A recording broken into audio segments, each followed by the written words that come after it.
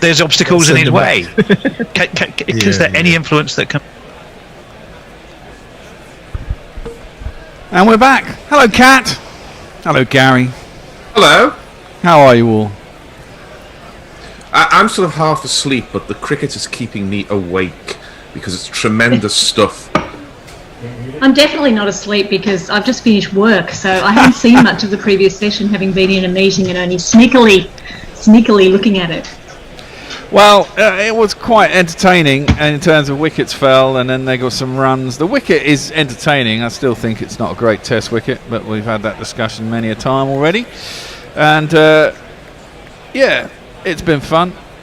Hopefully it'll be over today. Moeen to take up the attack, and he's over the wicket. The ball turns into Ravichandran Ashwin, but it turns slowly, and Ashwin just tucks it off his pads and jogs an easy single.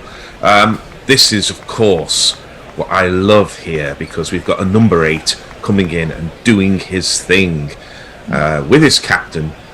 India taking the game away. If there was any doubt beforehand, this stand for the 7th wicket has surely taken the game away. And the only question that we have this afternoon is, when will India declare? They won't declare. Gary. I know, I'm only joking.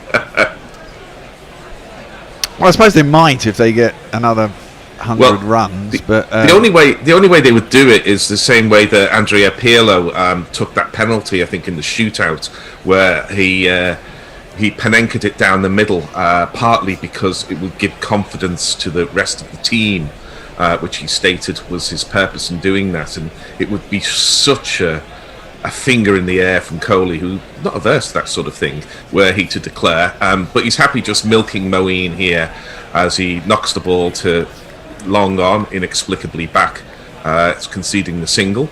And India go to 158 for 6. Their lead is the long and winding road of 353. As Ashwin on 35, he's played beautifully, is giving it the full face, but taken on the pad, and there is no run. Should have been out before lunch, though, shouldn't he? Should have been caught. Oh, I've got things to say about that, but I'll bring those in, because we will be going to your tweets at the end of this over, and social media, because I'm sure you have plenty to say. As Moeen is in, and Ashwin goes back. It's slow turn from Moeen. He just tucks it off his pads, and the man round the corner does the needful. This is rather what I suspected. If you can get through to the 50th over, the turn with the soft ball is slow, and India are very much on top. This unplayable pitch is looking very, very playable at the moment. Oh, I don't know about that. I think England have bowled too many poor balls in and over, really, to create the they started off well and got the wickets, and then they kind of lost their rhythm a little bit. Moeen is in, and Ashwin gives it the full face with a big stride down the pitch. If you want to play on this wicket, you do have to use your feet properly, as we're seeing a little bit of lazy running here, but he's well in.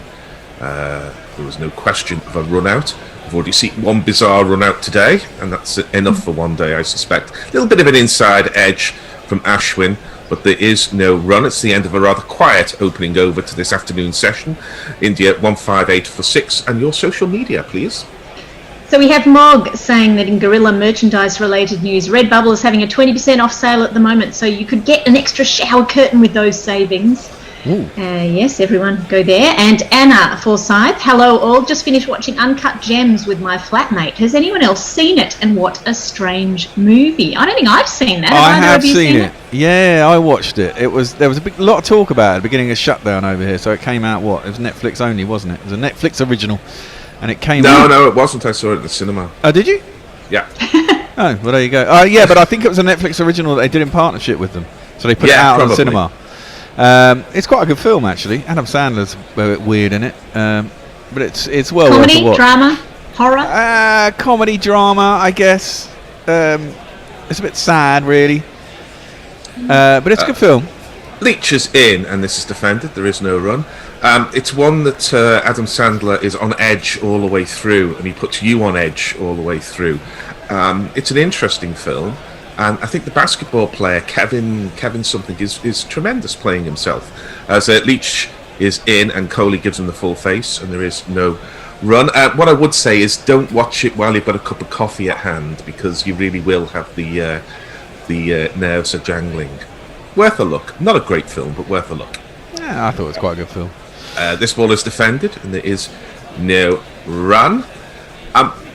Shall I talk about something which I believe is a bit of a lack of attention to detail by England, and this is why I was so keen on England driving home their advantage in the previous Test match, because you don't get many chances to win in India, and you have to be totally attentive to every detail. He rocks back, this time does Kohli, and this is slow turn from Leach, and he just punches that ball to Dom Sibley, who runs in from the extra cover boundary and walks the easiest of singles. He goes to 40. Stuart Broad came on to bowl cutters, and Ben Stokes stood up, and Ben Folkes stood up, which is fine, and Ben Stokes at first slip took his mark from that, and he more or less stood in the same kind of place you would for a spinner. Now, usually I'm quite keen on slips standing close enough to the batsman to take the edges, but my concern is that Ashwin, who was on strike at that time, as he is now, and I'll just break off because he's defending this ball, gets a little bit of an inside edge, no run. Ashwin was going hard at every ball, so the ball was going to fly, and Ben Stokes should have been a step further back for Ashwin. Had he been a step further back, I think he would have caught that ball, but it was past him before he knew it. This ball bounces from Leach, and it is, of course, superbly taken by Folkes. It's that kind of attention to detail. But that's just not true, Gary. Man bowling cutters, which is important. But that's just not true. I mean, they showed a picture from behind it, and he was in exactly the same position as he was for the pace bowlers when they were bowling a normal thing. It might have looked closer. Yeah, but it might have looked that way. It didn't look like that to me. Maybe he should be a step further back anyway, because Ashwin, as soon as he came in, was playing his shots. I think he swept his second ball for 4. And you can't really be in the same place to a pace bowler bowling cutters to a man who is defending with soft-ish hands like Kohli, who was defending, because Ashwin was very much the senior partner in this partnership in terms of runs scored, and Ashwin going at everything.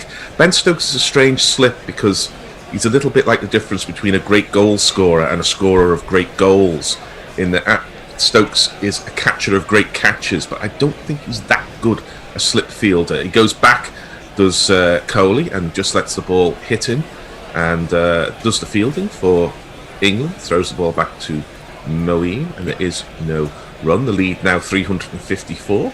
He's a great slipper off spinners.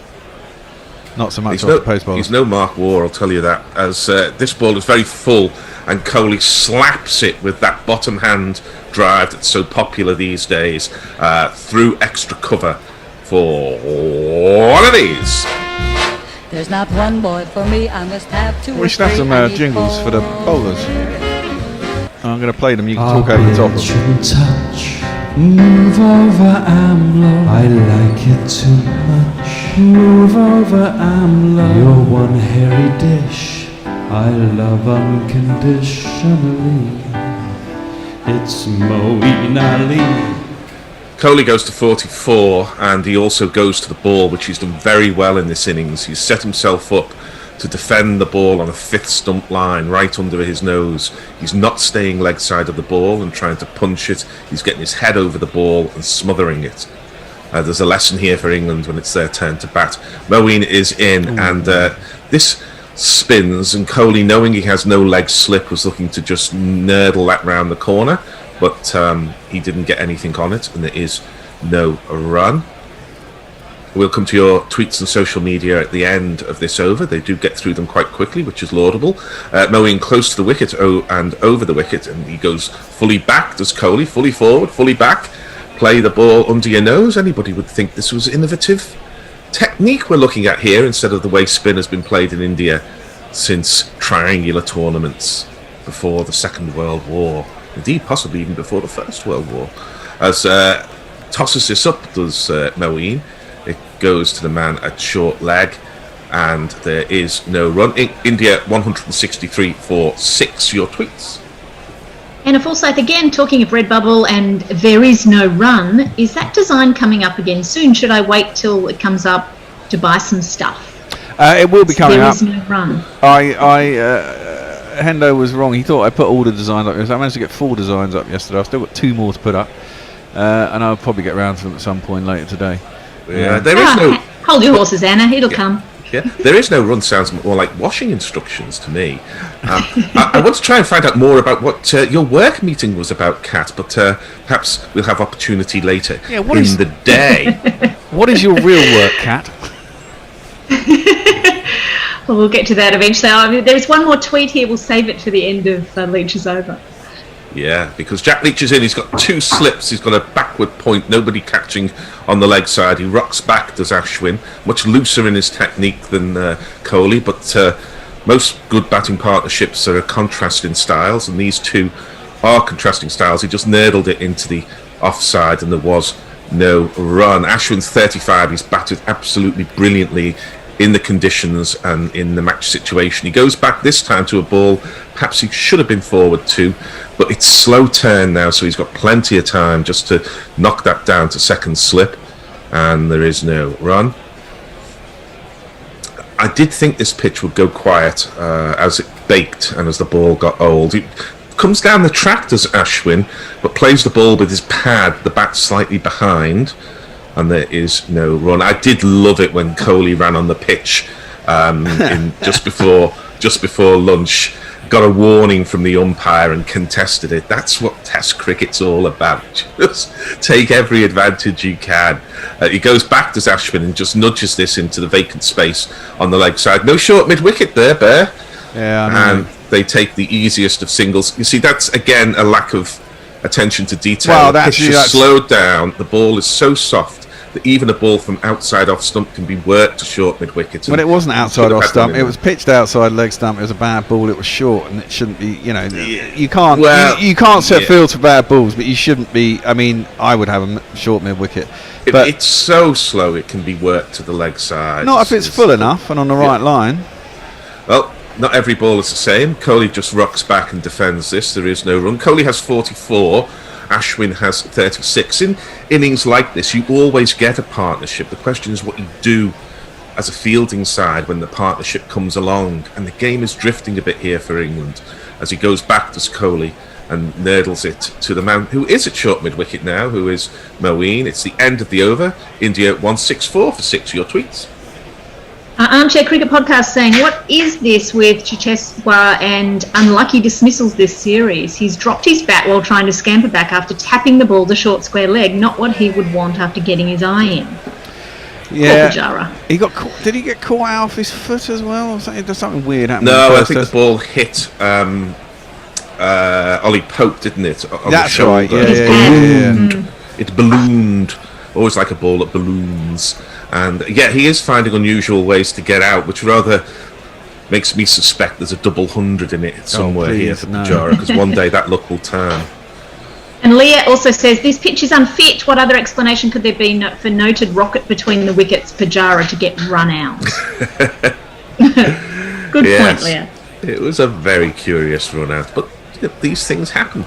As Moeen is tight to the wicket, comes down the track, does Ashwin, slightly hides back behind pad, but he got enough of a kind of outside edge, if you like, on that, and the ball just dribbled into the offside, where England are conceding far, far too many singles. You can't have fielders everywhere, but England have got to go a little bit in out here, protect the boundary, but more important than that, avoid the strike rotating single, because this is just an armchair ride for the class of Kohli and the endeavour of Ashwin at the moment.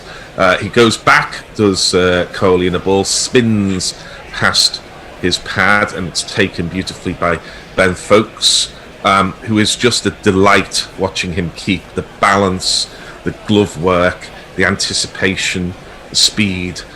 Dear me, it's a notch up from what we've seen for England for the last 10 years. As he goes down on his front pad, does Kohli. There's an England appeal, and nobody's all that interested. But having seen perhaps the most hilarious review in the history of DRS just before lunch, I think the umpire has the right to suck on a thoughtful tooth and say no. As Moeen is in, he goes back to Kohli, slow turn, and he just nudges it round the corner, and there is no run. Did Coley review the decision that he was running on the pitch? Was that a DRS? Yeah, well, he has his own, rather like Emma Stoney did, he has his own set of reviews, as we found out in the first innings.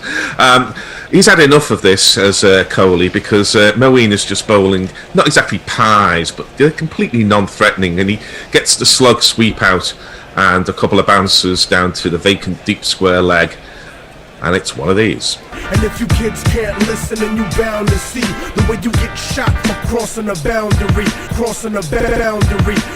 Coley It's a free hit there, isn't it? It's down the leg side. Help yourself. It's got to be tossed up outside the off stump. It's got to be reasonably full. Yeah, Joe Root's got a bowl here. Well, he bowled before lunch and he was pretty innocuous as well. The problem is England are bowling too many 4 balls, aren't they? I mean, they're bowling 3 or 4 decent balls and over, and the other 2 are either going for 1s or 2s or occasionally hit for 4. I mean, Moeen... That should have been a 6 from Virat. Disappointing. Wow. There's standards for you. I wouldn't want to be in your meeting earlier if that's the move. I would have given him a 50. He wasn't even trying to bring up his 50 with a 6. I think he was. I think he'll coast through to a 50 and a few more. Moeen is in and he rocks back. Does Coley? There's a man at short leg and there's a man round the corner now, so a little bit of attacking intent. But it is the end of the over. Coley has 48, Ashwin has 37, and we'll have strike India 169 for 6. The lead is 364. And Mog has said, even though I may have recently gotten a shirt, it's possible I'll have to dip back in to get a shit gets wickets number to complete my ensemble. Right, there you go. Get on that. That's a good T-shirt. It is. We've got a You Fucking Muppet T-shirt as well. Fantastic. Cricketing View says, my theory about Pujara getting run out is that he's taken so many blows to his hands over the last 6 tests that at least something must be broken by now, and he can no longer hold the bat in any one hand. Hence, it fell out. It's not a bad theory. It's a little like Pinocchio when he first comes to life, Pujara, then, sort of unable to coordinate all the limbs. He did take some blows in Australia. What fantastic batting that was. Yeah, and sure enough, Harriet Atkinson saying, I couldn't resist the You Fucking Muppet T-shirt. Don't forget to add donation to Fair Share Gorilla Fans. Add the donation to make up the round numbers there on that website. Excellent. So this partnership continues. It's all looking very placid and easy for India at the moment. I think Root's going to come on. He does turn the ball. He does make things happen on the subcontinent. He's very much a 6th or 7th bowler in England, but on the subcontinent, Root's a very decent option as a 5th bowler. And he rocks back, does Ashwin, and takes the ball from Leach to extra cover, and there is no run. Leach, who's plugging away, has 3 for 65. He's in his 25th over now, and Ashwin just comes down the track and nurdles this into the vacant space because there's no short mid-wicket, and takes a single to Moeen, who comes in off the boundary. India go to 170 for 6. This is the reward you get for getting through to the 45th over or so. England have got to look at that back time. Don't let the heat and Coley whipping up the crowd get in your head, as this ball is defended by Coley to extra cover. There is no run. Yeah, this isn't a pitch where you've got to get through your first 20 balls. It's a pitch where you've got to get through your first 40, and then it becomes much more playable. As Leach is in round the wicket to the right-handed Coley, who punches it to Stuart Broad, who inexplicably is conceding 1 at mid-on, neither here nor there, and Coley gets 1 of the 2 he needs for his 50. Yeah. Don't we have to wait? Don't we have to wait till both sides have batted on it for more than 40 overs to know if it really is playable? Ooh. Well, I mean, that's the thing. I mean, I turned on, I think, on the first morning, and Rohit was just about to get his 100. And it looked quite easy until England got the new ball. And again, I mean, to a certain degree, Gary's right. I think once the ball gets to sort of 45, 50 overs, it does become easier.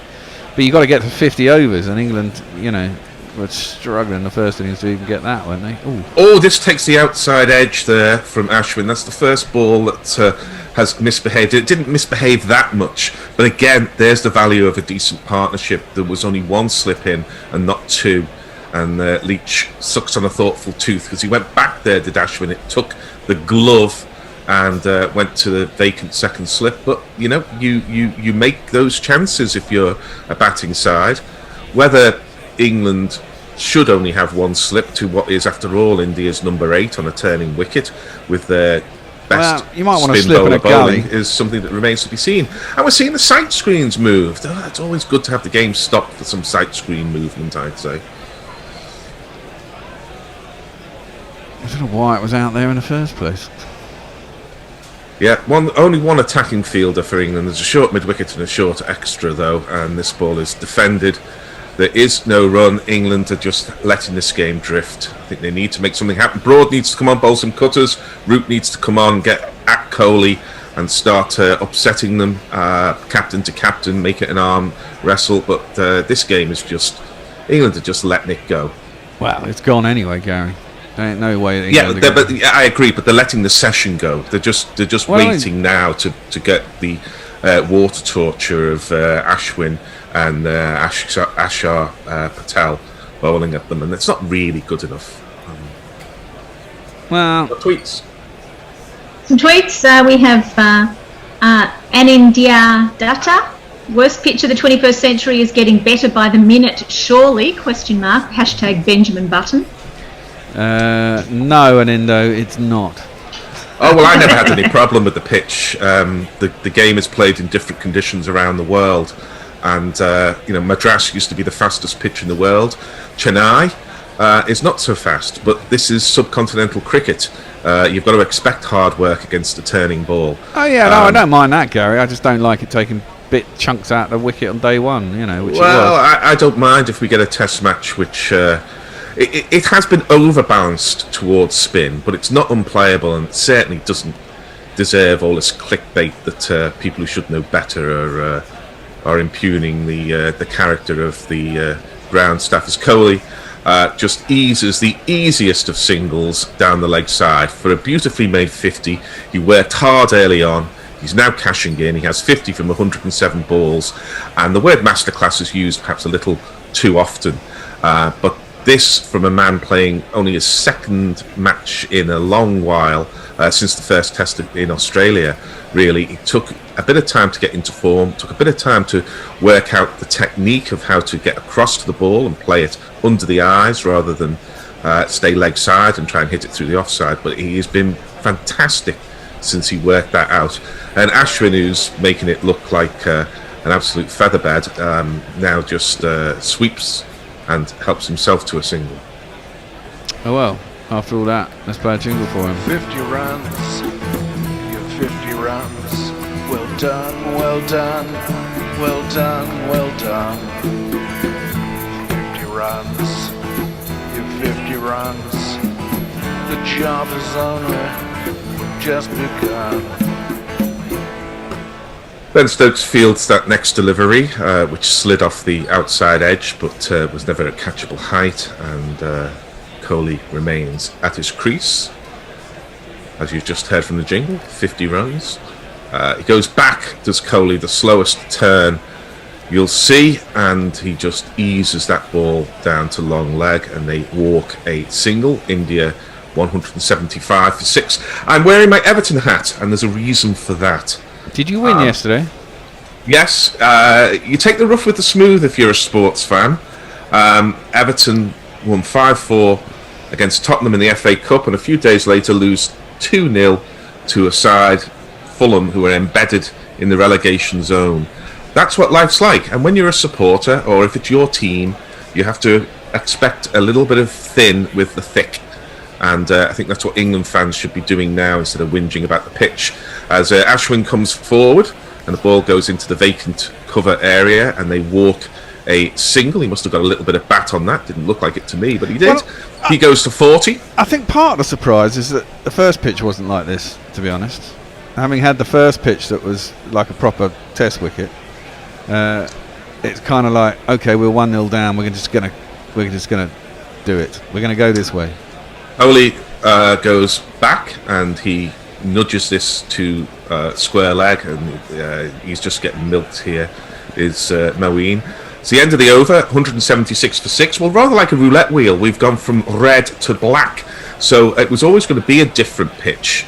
And I'm all for that. I want to see variation around the world, variation across the 5 days. This is what Test cricket is. It's the opportunity. If you start with a turner, wouldn't you have got an even more turner? Not always. You don't want to start with a turner. Well, no, not always, because as we see here, the turn has gone slow, and that can happen as a pitch bakes. It can happen as it's run on. It can happen as the ball gets soft. The main thing is what you want for a pitch, I think, is to see the variation as ball and bat vie for supremacy, and it did it fantastically. Brilliant pitch in the first test. I think this is perfectly fine. It's a subcontinental wicket. It's given the subcontinental challenge, and England have not risen to it on this occasion in the way that they did in the first test. And to say this is a win the toss, win the match, no, it's not. It's a subcontinental wicket. Work hard for your runs. Spend time at the crease. It gets easier. Get the spinner's fingers tired. Get the pitch a little tired. Cash in. And that's what India have done twice. Once through the aggression of Rohit Sharma, and now through the aggression of Ashwin and the near genius of Virat Kohli. We'll come to your tweets during this over, I hope, Kat, even though there ain't much time. Better. Yeah. Kohli's on 52, Leach is in, forward defensive, no run. Leah says, does anyone know the name of the inbred public school lad that thinks players who participate in white ball games should be banned from red ball games for a year? I forget which publication he writes for. Is anyone happy to admit that one? God, I don't know who that is. Whoever they are, I sound like an idiot. Who does she mean? Yeah, I played cricket for my comprehensive where we beat a public school, which was good fun. As Leach is in, as well as defended, no run. Someone will reply to Leah, so thank you for that question. Messy Jez says it's clearly one of those pitches where batting first and third is easy, but batting second and fourth is an absolute nightmare. Good work, Messy Jez. Very good indeed. Leach is in, goes wider on the crease, and Kohli again just gives it a full face, no run. Good work, Kohli, giving us time for these tweets. Pranay Swain says KP must be sent to Chennai with a free return air ticket. Who? KP. Bugger off, Yeah. KP. Leach is in. This ball is defended this time off the back foot for a little variation from Kohli, no run. Isn't he doing stuff? Chandler's... go on. I think, isn't he doing stuff for TalkSport, KP? I believe. Yeah, he's commentating, isn't he? Yeah, I think so. Yeah. Leach in, left arm round a bit. He goes back to Kohli and then defends it to Stuart Broad, who is saving one at mid-on. Took a little while to walk the 5 steps in he needed to do so, but now he is. Chandler Stinson is saying every pitch is a belter until it starts to spin. As Leach is in very full and Kohli sees the half volley, and just for a little bit of variation, England concede the run to mid-off rather than mid-on. Ollie Stone does the fielding and Ben Foakes takes a rap on the knuckles, and Virat Kohli knows how to count to 6 because he took a single off the last ball of the over. India 177 for 6, and Ben Foakes needs a bit of spray on a bruised thumb. Yeah, I think he caught that in the end, didn't he, of his thumb. Forget it. I can't think what I was going to say. We've got a couple more tweets here. We have the 12th Man 01 saying it's a great name for a T-shirt. He's very amused by the "You Fucking Muppet" T-shirt. And Mog, a test match that's a test of the batter's skills, out fucking rageous. I think we should have had a change, shouldn't we, at the end of that over? Or the I don't know who's running the show. Maybe. Well, I don't know who's on next. Let me have a I look. think I'm on ball by ball then. You're on ball by ball. And Nestler's a Jack. on with it. Yeah, okay. It's time for a I'll be change, back. Gary. Out of here. I'm out of here. And Kat's going to take over ball by ball, and she's going to be joined by Nestler's and Jack. Jack. Nestler's on social, Jack on summarising. And so Correct. folks are still fiddling with his finger. Let's hope it's not a permanent injury. He'll end up with a black finger though, won't he? Black fingernail maybe. Yeah. While he's doing that, I'll catch up on the tweet, shall I? Yeah. Mog says a test match. That is a test of the batter's skills. Out fucking rageous. And Messi Jez is a little disturbed to find himself agreeing with Gary Naylor about the pitch. Oh, there's been so much said about it. The only thing I'll say is that are we watching an exciting test match now, or are we just kind of waiting for England to get bowled out? And is that that is the a good fault? Is point. that the fault of the wicket? It's a bit of both, I think, probably, isn't it? I mean, India have been a lot better than England. Ideally, we wouldn't be in this position just after lunch on day 3, and I think that probably is the pitch's fault. But India have been better, so I mean, it's If you can Rohit spin it had- however you want. If Rohit hadn't had that innings, it'd be very different, wouldn't it? But he did, yeah. But he And did, that's- yeah, and exactly. that's probably the point of difference between the side, really, isn't it? If it, with these two, Like It was the Root's fight. 200 in the first. Now we've got to change a bowling. Do we want to jingle up Stone? The bed. No, we don't.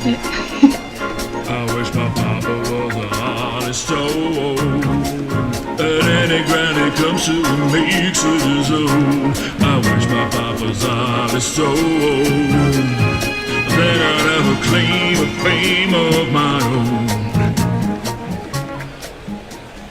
So we were just seeing some replays of Folke's thumb. He was just getting a return throw and he took his eyes off the ball. Instead of couching it, it hit him on the thumb. So let's hope he's back to full health now. Kohli is facing the first ball of Ollie Stone's new spell, and it goes through to the keeper.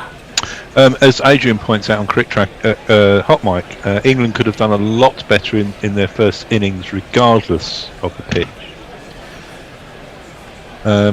Yeah, you know.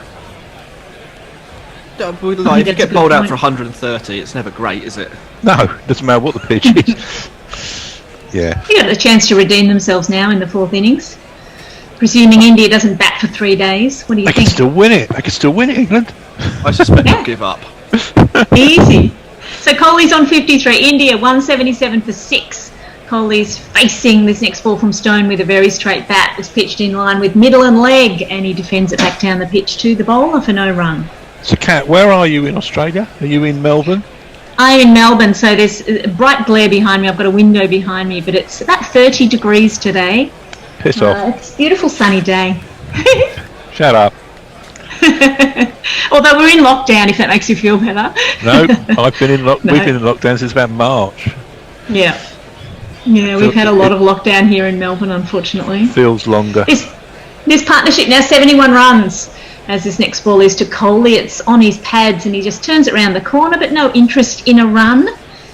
Still, that was a very fast ball from Ollie Stone. 145, I think. I think that's probably where the interest in this test still remains. So there's a few England players playing for a place in the third and fourth test.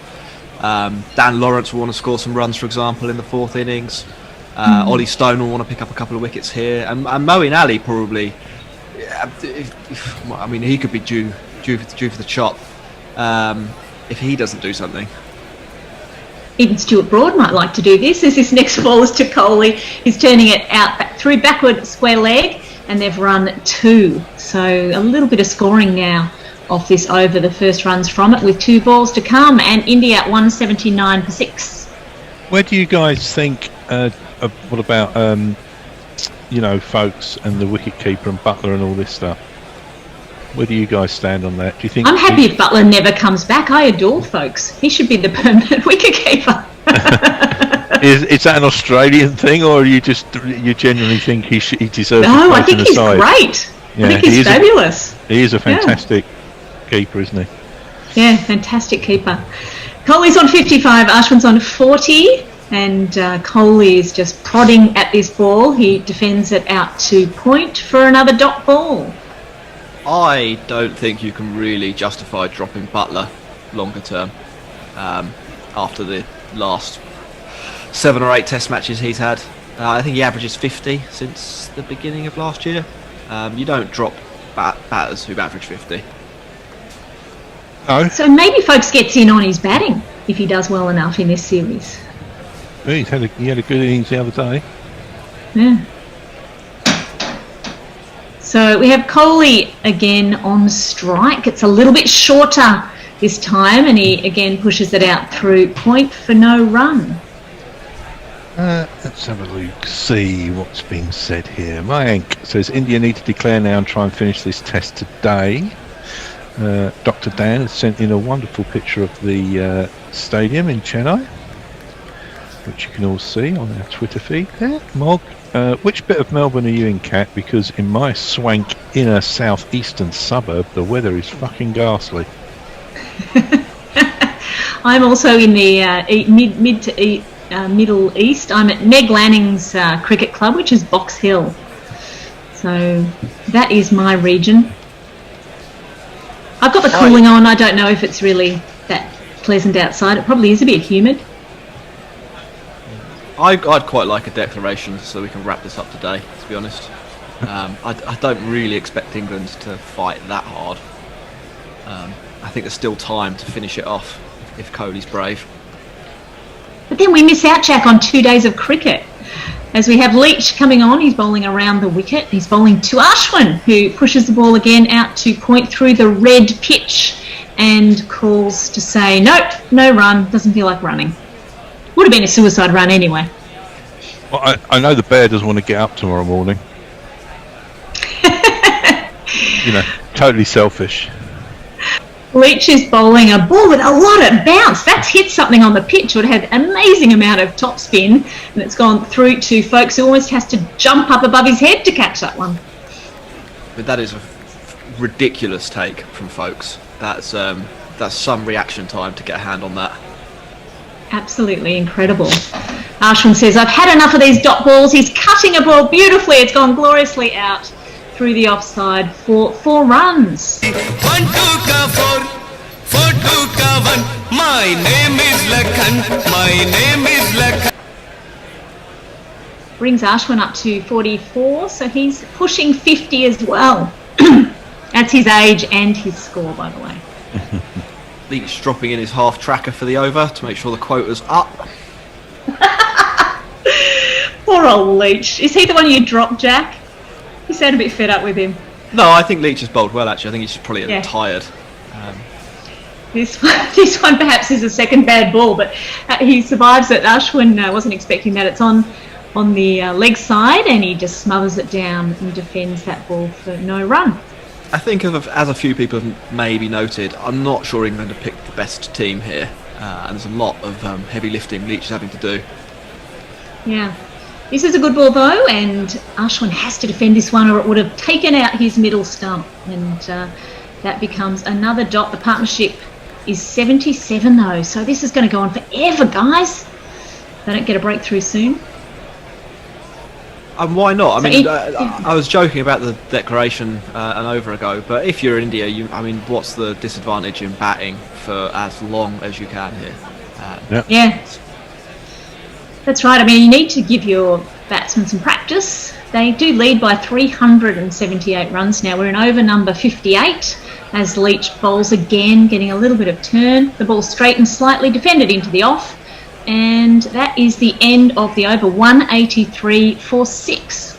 We've got some people joined us on Cricket Tracker India. Farhan Khan, Subhash Singh, Rajan Kumar, Sonu Jaiput, Hamid Hussain, Riku Tak, Akash Mishra, Etienne Shamak, Ramesh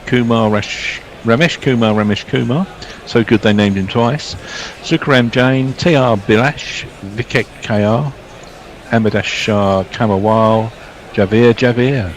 And I apologise if I've mispronounced any of your names. No chance of that, I don't think. Oh yeah, right. Dave Carpenter and Mike Greasley have joined us on GorillaCricket.com as well, along with Shabar. So India 183 for 6. We have Ollie Stone coming in with a second over with his spell, his right arm over the wicket, and Kohli darts the ball into the off for another dot. And if people can hear my background noise, which they probably can't, I have 3 or 4 kookaburras in the background deciding that early evening in Melbourne is when they want to start laughing. Are they sitting in the old gum tree? As the song, yes. As the song goes. Yeah. Kookaburra sits in the old gum tree.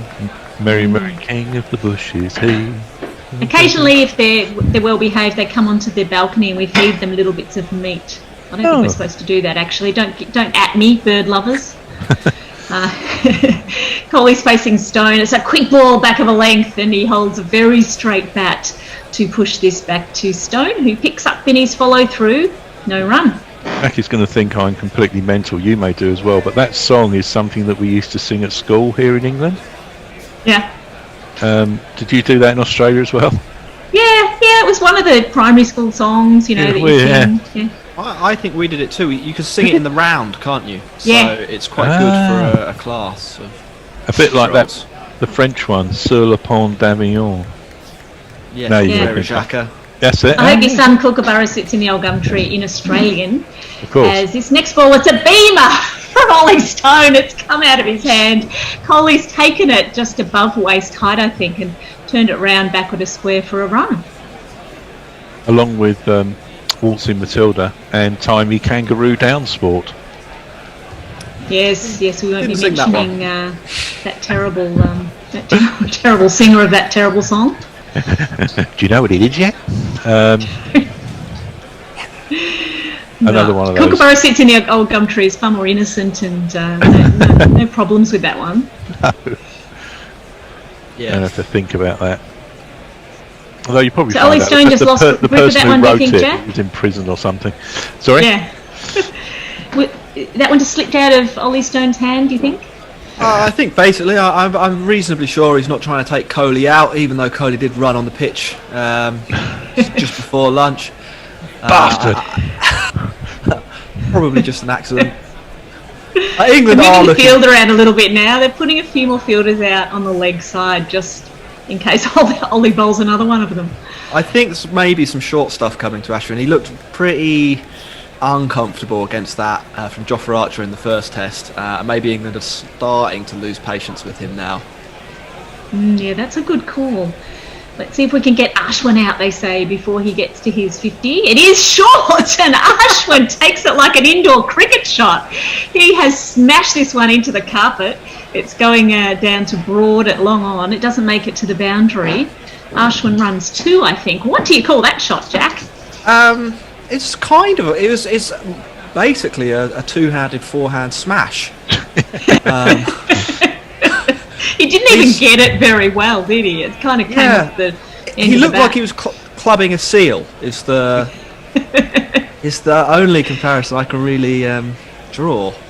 Ollie loves it. Coley likes it. He's smiling away. And good work, Ashwin.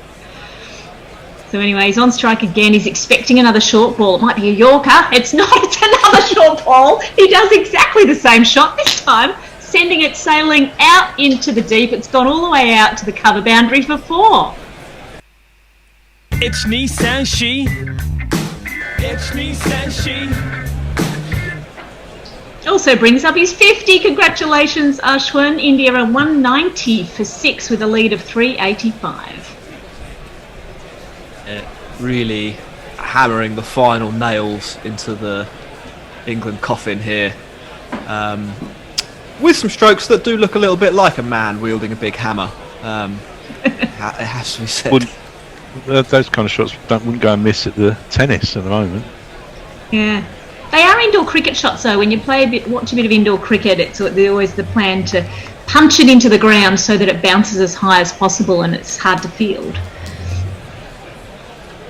I've never really thought about it like that, but I guess that would be quite a good tactic, wouldn't it?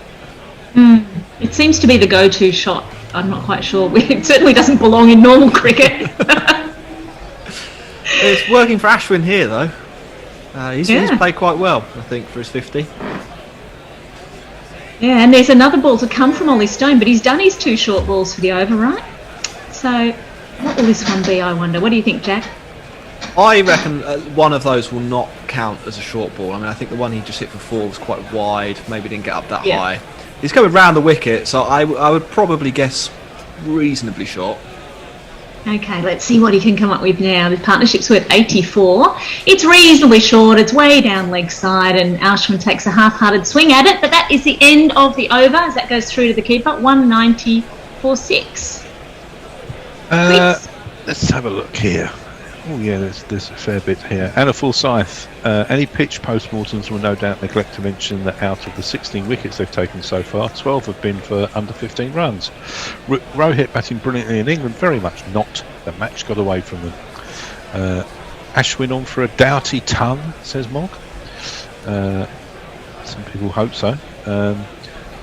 Why in England and Australia are we so obsessed with dropping players like it's a huge final thing? Why not play Butler and Folkes as needed? Shouldn't this whole custodian of the gloves nonsense like Bairstow refusing to budge for Butler forever? We do in Australia. We're playing Matty Wade, even though he's an ex-keeper kind of. He's going to be dropped for a bat too. But, you know, you can play your keepers as batsmen. Why not? Why not? Mog wants to know, would Jimmy Anderson have made much of a difference on this pitch? No. Jack's shaking his head. No, I don't. I think it's not really swung. There's been not really a lot of reverse swing. I think maybe partly because the ball's not got old enough to do that. I mean, a lot of the innings, well, certainly England's innings, was reasonably short, but also it doesn't have the abrasiveness that the first Test's wicket did have. So I suspect he wouldn't really have been in the game. So it's Leach who's going to continue now, bowling a slower ball that's flighted outside off stump, and Coley defends it back down the pitch, no run. Well, interestingly, Nitin Jaj asked, did England miss a trick by dropping Bess? I think possibly. I mean, I think if Bess would have bowled more overs than Stuart Broad today, wouldn't he? You almost could have had Bess in for Ollie Pope. There's this next one again. Coley's just defending this one. Back down the pitch. Any other tweets coming in, Nestler? Yeah, Nitin also says we sang the Kookaburra song in primary school here in India as well. Oh, everywhere around the world sings it. Maybe an English thing. Yeah, could be. Another ball spinning outside off stump, sent out to point for another dot ball from Coley. And Nitin again says that Ashwin bunt smash was reminiscent of the description of Fanny de Villiers' action. He looked like a policeman applying a truncheon to a particularly short offender's head. Well, I think that's what was in Ashwin's head too as he was playing that shot. Another ball flighted outside off. This is good bowling from Leach. Coley really not getting a loose ball in this over at all. He's on 56.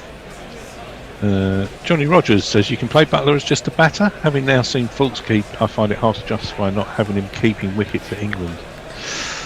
There's a lot of love for Should have two keepers. Why not alternate them? There's a little bit more turn this time, and Coley hangs his bat outside off and punches this through cover point. They're taking a couple of runs, I think, as the chase is on. It doesn't make the boundary.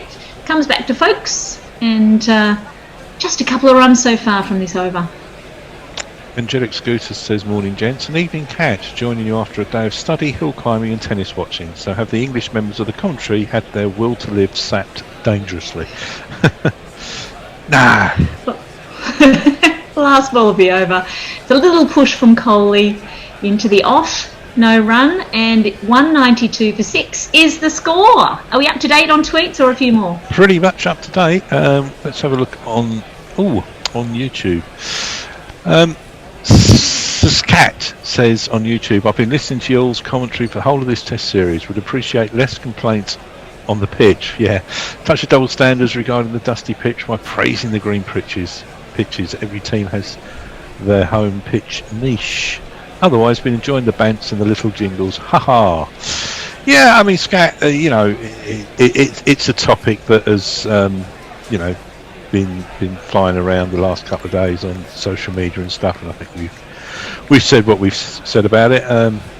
We're not that bothered. It's hard to avoid as a topic. Yeah. It is hard to avoid. It is a bit unusual. And it comes up though in every cricket match I've ever watched. Everyone always talks about the pitch, good, bad, or indifferent. Doesn't matter where you are around the world.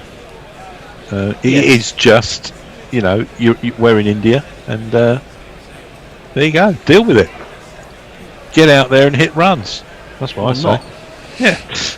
Ollie Stone's had 4 overs this spell. This is his 5th over, and he bowls another ball outside leg stump, and Ashwin lets it go. There's absolutely no bounce available for Ollie Stone here. He's bowling 140, 145 kilometres an hour, halfway down, and it's barely getting above waist height to give you, I guess, the full picture in terms of what Stone's trying to do and what he is currently achieving. I think Jack Leach is getting more bounce, right? Ashwin now on 50 is facing Stone. He's applying his favourite shot now. He doesn't seem to have anything else in his arsenal. He does the same truncheon hitting someone's head shots, and it goes out into the onside down to cow corner for a single, or maybe it was two. Yeah, we've entered one of those sort of surreal passages of play here, where there's a tail ender who really doesn't seem to be that interested in playing proper cricket shots, being quite effective with the bat, whilst we all know that the game is effectively over. I think Test cricket's probably the only sporting format where you can lose badly over 3 days. Root could always concede as Stone comes around the wicket and bowls a very short ball to Ashwin. He doesn't even really have to duck. It's so wayward, and he lets it go through to the keeper. Possibly top level golf, you can be effectively out of the tournament. I was just going to say and that, and have to participate for another day or 2 days. But I mean, Well, England may have lost this on day one.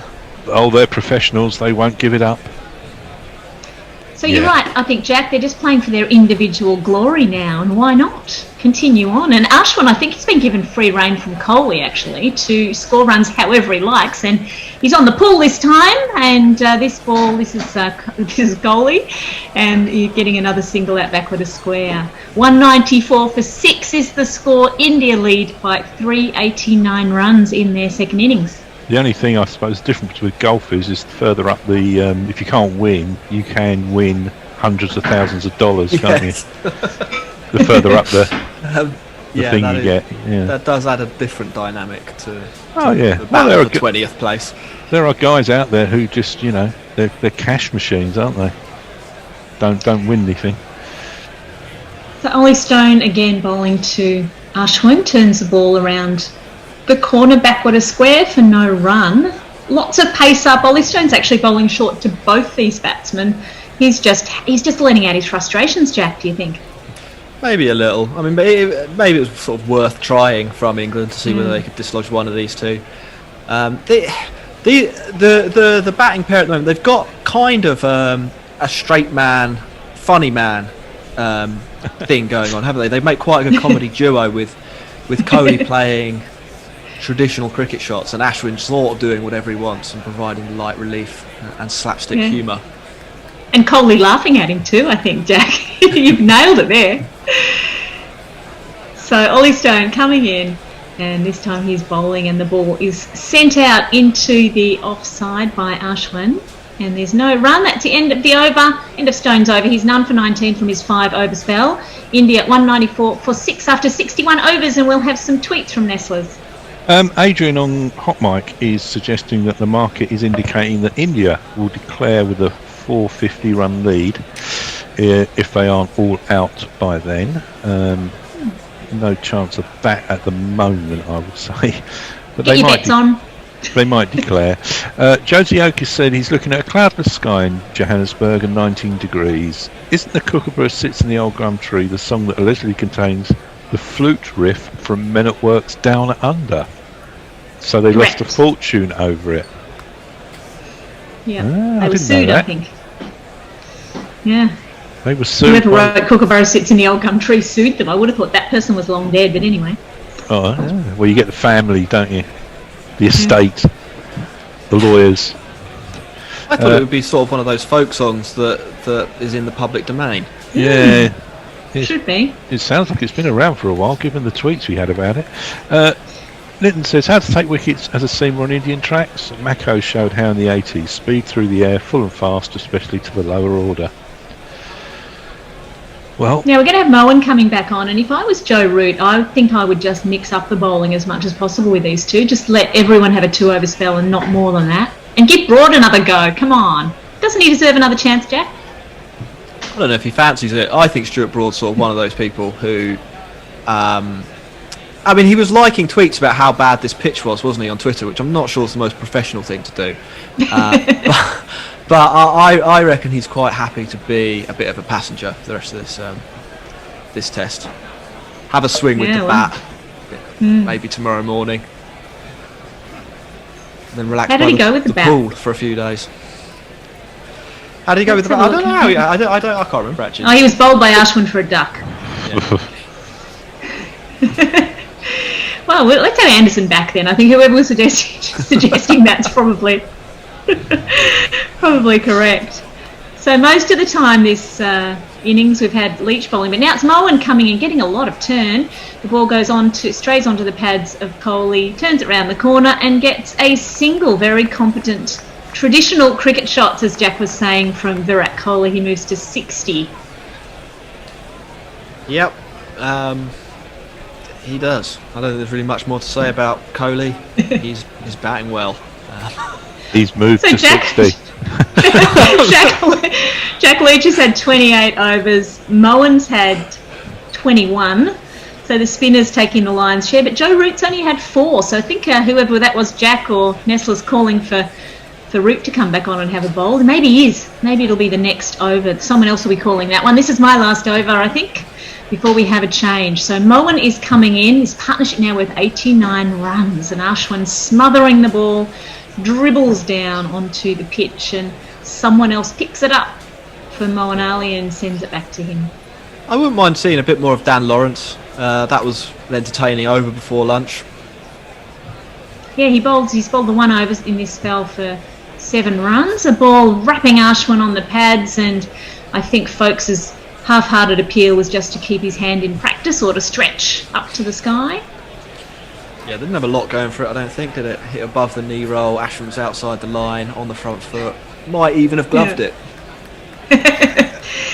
all of the problems there. Ashwin on 51. He hasn't been able to get his signature shot out for the last few balls, but let's see what he can do. He's a bit more watchful, actually, with Moen bowling to him. And, of course, Kohli up the other end, just waiting for the strike. This ball's turning a long way, and he turns it around the corner with the spin to the leg side, and that is a single to Ashwin, putting Kohli back on strike. Maybe there was a bit of an off-spinner v off-spinner dynamic there, not wanting to get out to your opposite number. Wise. Ashwin's had such a great match. He's 5 for, and so was Moen, to be fair. 4 for in the first innings. As he sends a ball, it's a straighter one, it's outside off stump, and Kohli wants to take a run, but Ashwin doesn't, so they stay put. Yeah. Yeah. It's a strange passage of play because there's not really that much to talk about in terms of what might happen. Yeah, another reasonably straight delivery there from Moeen Ali. I think the highlight of that over was the shot of Stuart Broad wearing 2 floppy hats. That was definitely a highlight. It looks like there's some drinks coming out now, and I'm about to leave you. But India are 196 for 6, just hundreds and hundreds of runs ahead. And I'll leave you with the next crew who's going to take over the commentary. See you in a bit. Thank you very much, Kat. I don't know where to start. It's all going horribly wrong, isn't it? I mean, if it already hadn't gone horribly wrong. England bowled well this morning, certainly in the first hour and a quarter, and they got wickets. They showed that if you bowl well on this pitch and your spinners turn up, put the ball in the right place, then it is very difficult to get runs. It's very difficult to even hang on to your wicket. But since then, they've bowled poor lengths. They've turned to various people. They've had to turn to various people because the main men have not been doing it well enough. No. Even Jack Leach, I mean, he's been, he's had a field that's predominantly leg side at times, and then left an opening through cover to be cut, and then dropped it short outside the off stump. It makes you a little bit annoyed, but you can understand it, can't you? Because these guys have had so little cricket. Well, and this is exactly the same problem last time we were in India, wasn't it? When we had Adil Rashid, and as we found out, Liam Dawson was in the side.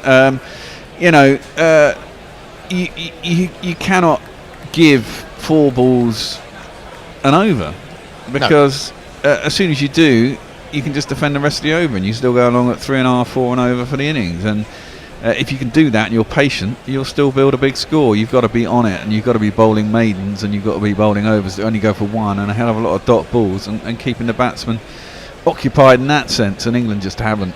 After they got the wickets this morning, I thought maybe they thought that India were just going to crumble and everything was just going to happen for them, and then it didn't, and then they lost it a bit and went a bit wayward.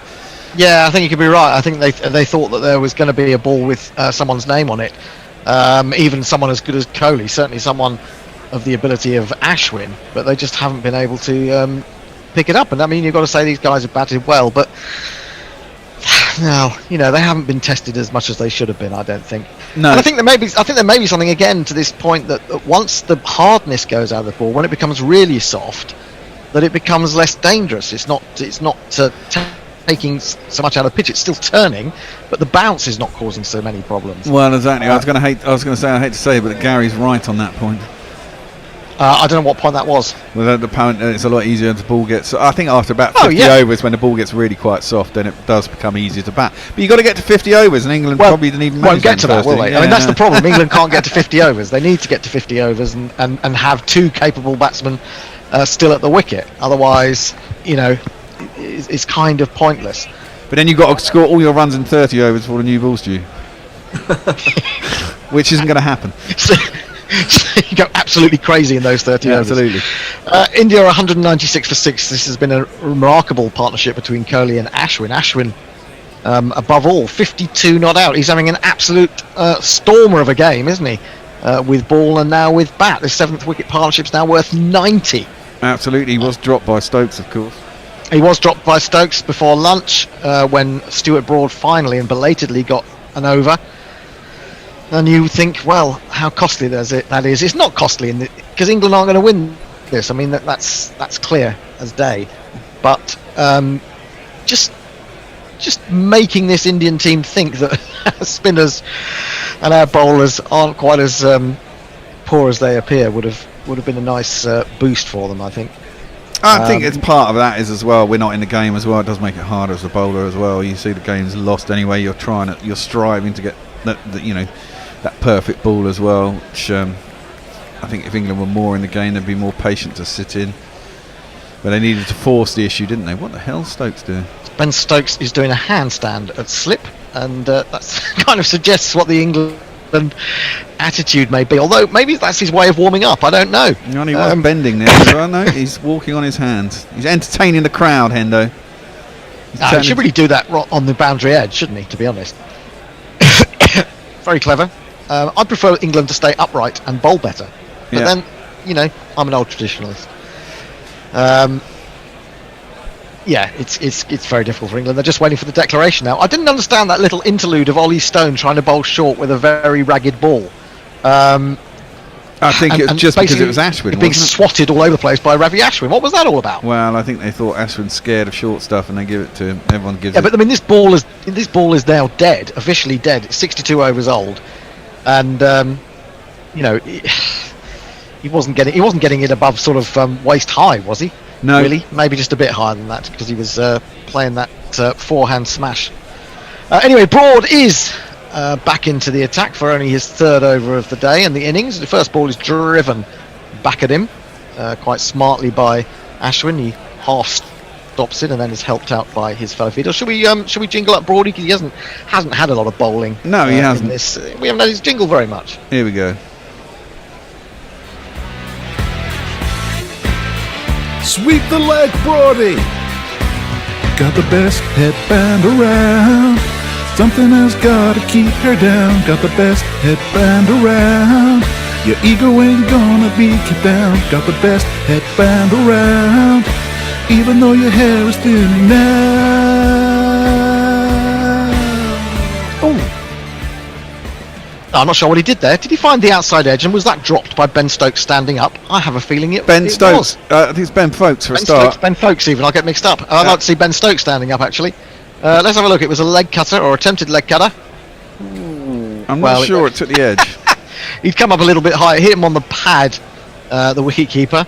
His gloves were just above where the ball went through. Those either stick, you've got the hands in exactly the right place or not. But I think he did get an edge to that, so technically it's another chance goes begging. I'm not sure he did. I think it went off the pitch, didn't it? A bit like one of Leach's. Broaden again. Oh, it's a leading edge, and it's not far from the diving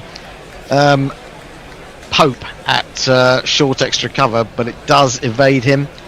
And Ashwin survives again. I mean, this game is kind of dead now until England bat, isn't it? Yes.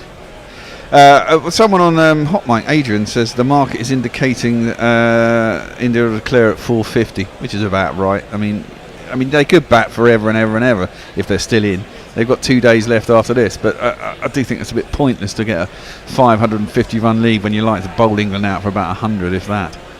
I think they'll chase centuries. So if one of these two is still in, they won't declare. I agree with you. Yeah. Here's Broad again in bowls. It brings that one back off the seam. They say you can't get seam movement in India, but that definitely went. It was a cutter, I presume. Yeah. And certainly there was movement there. He was got a thick inside edge down. Yeah, we're looking at the dropped catches. The Stokes one when Ashwin was on 28. And I think that last one, I think it was a catch by the way that they're repeating it over and over again. Anyway, that should have been taken, the Stokes one. But that might be because Folks is standing up. He saw it a bit late. Yeah, I think that's probably true. Because he's a very good fielder, as we know. Broad in again, bowls now to Kohli. Kohli angles this out into the offside, slightly backward a square. And there is no run. Buy t-shirts, that's like I say. Give us money on Patreon, patreon.com/Guerrilla Cricket. The cricket is a little bit uninteresting for the time being, but you can help Guerrilla Cricket continue to bring you commentary from around the globe. At least 120 days of cricket per year, and nights, of course. Don't forget the nights. We can't because we're normally up in them. So go to patreon.com/Guerrilla Cricket if you can give us a monthly donation. We'd be very grateful. Here comes Broad again, and Kohli waits for this one, steers it to backward point, and there is no run. Broady goes for just the one. Maybe he should have bowled a bit more and kept them under control. 197 for 6. Any tweets? Yeah. Let's start with the most recent one. Nitin, Diving Pope. I can't imagine the Pontiff in Budgie Smugglers. It's a nice image. Well, maybe it's not. Mayank saying, I was really hoping this test could have ended today so we wouldn't be subjected to this in the early hours tomorrow. I don't think you're the only one. Mog asking, can Burns bowl? Might as well give him a few overs. That'd be interesting. Oh, Sibley bowls a few leg breaks, doesn't he? Sibley bowls some. Yeah, that's true. Filth. And then over on YouTube, does anyone know what modern pacer holds the best average on Indian pitches? I don't know if Kasat knows that. So I'm thinking Stain or Mohammed Shami would be my two guesses, because Stain does it everywhere, doesn't he? And used to. Yeah. Yes. And then Mohammed Shami does have a really good home record. But so if you know that's Kasat, let us know. Okay. Yep, that'd be good. All those statos out there. Mo now he's going to continue 2 for 64 from 22 overs. Yeah, it's a much better performance than in the first innings. But he bowls a full toss, which is swept. Just as I say that, out to the leg side boundary for a single. Ashwin moves to 54, and he's been a darn sight quicker than Virat Kohli. Virat Kohli 60 from 138, Ashwin 54 from 77. Who of these two might get to their century first? That is the question as well, isn't it?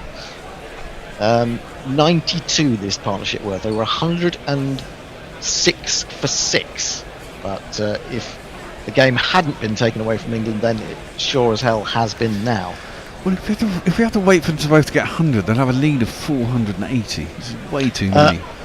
Floated up outside the off stump, looking for turn back. Doesn't really get it. Ashwin plays that drive where he brings the bottom hand through as a extra impetus to the ball, but doesn't get it past Sibley. And there is no run. Here is Moeen again. Just two men close to the bat, and it's clipped away past one of them. Again out to the boundary. It'll just be a single. I think that's Ollie Stone trolling out there. 199 for 6. Kohli moves on to 61. Yes, so patreon.com, that's one way that you can help us out. Patreon.com/Guerrilla Cricket, or come to our website guerrillacricket.com and go to the shop. We've got lots of new designs. I think there's been chat about them this afternoon. Get a t-shirt with the bear on it, not literally the bear, but a bear driven up to mid-off, and there is no run. You can't find a t-shirt big enough to get the whole bear on, I'm afraid to say. What are you on about? They don't make those sizes, and so you'll just have to do with the bear getting us on air. Onto the back foot goes Ashwin clipping it away again through the vacant square leg position. They take the easiest of singles as the India 200 comes up. They lead by 395 runs. They're 200 for 6. Have you got all the designs up there yet, Bear? I don't think you have you? No, yeah, you kept pumping out there, and there is no run. That's one. I was just doing an order in the folder, and I got 4 of them up yesterday. That's the next one to go up, and then there's 2 to go up basically. Okay. But I got tired. Ali bowls again. Oh, you've got 2 mid wickets and a backward square leg, but there's a space for him to work that, and he finds it. He takes another easy single. It's the end of the over. 4 singles from it. India 201 for 6. More social media. It's basically just people suggesting England bowlers that are unlikely to bowl, but might be quite funny to see. So Neil Franklin, Ben Folkes, Anna Forsyth, Buzz wants Sibley. Messi Jez is plugging the t-shirts. Go for it, Messi. And the Harry Man the Harry Man on YouTube. Is it a must to have Ravi in the name to be a great all-rounder? Ravi Jadeja, Ravi Ashwin, Ravi Bopara. I knew that was coming. I knew the final one was coming. He had one really good season, didn't he, for England, Ravi Bopara? Perhaps. Well, he got big runs against West Indies, didn't he? And he got found 2009. out massively in the Ashes, didn't he? Yeah, it was the by Ashes fourth finished test. him off, didn't they? Yeah. They tried to bat him at number 3, and it all went horribly wrong. And now he's gone to Sussex, who he's barely played a game for, I think. Maybe a little bit at the end of the last season. Must be when quite we did old finally now, get isn't some he? cricket underway. Must be. So we've got a straight short mid-off, a short extra cover, as well as a ring of 3. In comes Broad, bowls, and beats Kohli as he pushes at this one. Folks, as he does most of the time, takes the bail off just to remind the Indian captain that he's right up in his lug hole. He's bowling cutters mainly, isn't he? And he's bowling them pretty well. He is bowling them pretty well. I mean, that's like almost like a leg break. Almost. Certainly left-arm spinners and a movement off the pitch. Well, why not, actually? If you roll your fingers down the side of the ball, I mean, with that the lumps being taken out of the pitch, it might do something. Yeah. Anyway, here is Broad again. He's only in his 4th over. Bowls to Kohli, who leaves this one outside the off stump. And that's not cleanly taken this time by Folkes, but it doesn't run away for byes or anything like that. Broad is operating from the Anna Forsyth Pavilion end, as I like to call it. It's actually called the Anna Pavilion end, but I think she should have an end named after her. If they're going to go that far, they might as well give her the whole name, mightn't they? I think so. Anyway. It's another sunny, warm day in Chennai, but England are having to put in the hard yards. Fuller ball brings Kohli forward, straighter as well, and he pushes to short extra cover. And there is no run. That'll be up later, will it? The there is no run T-shirt. Well, after I've had a kit, possibly it might go out today. I've got one of Tony's articles to do. Where he loves sending me in lots of pictures for his articles. I've noticed that, which is really annoying if you're listening, Tone. And tweets. Well, the tweets are the annoying thing. Screenshot. I have to bloody put them all in a back end and then link them all, and you know. So if you're listening, Tone, fucking forget the tweets, yeah. That's buggered our idea of having a tweet off article at the end of the day. Defended into the covers by Virat. This was a little bit shorter. Can you not just embed them? No, we can do, but that will be sorted. But for some reason, well, what happened is, and here's a bit of technical shit about our website, but because probably more interesting than the cricket. Well, it might be, yeah, because people used to send in articles in all different from all different formats in all different sort of programs. Basically, the web guys stripped out all that information you get from Word and all that shit that puts paragraphs and stuff up and sort of just strips it all out. For some reason it strips out block quotes, which is what embed tweets are. Broad again left alone once more by Kohli. Broad smiles. It's a little bit of a competition within a competition, really, between Broad and Kohli here, and Kohli is showing the old man of bowling a lot of respect, and the score remains 201 for 6. Now, just a question about social distancing in India. The crowd has built up during the day here, definitely. But there is one stand where people seem to be incredibly closely packed. So, I don't quite understand this. Yes. Use the whole of the ground if you're going to open it and you're going to have social distancing. It makes no sense. Anyway, Broad in again. Oh, no, that's very close to the off stump for Cody to leave, but leave he does. And Folks takes it very well indeed. That is the end of the over. Another maiden from Broad. Any more tweets?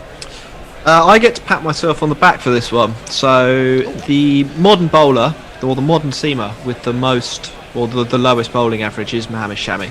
Ah, there you go. 21.08. With Thank God he's not playing as well.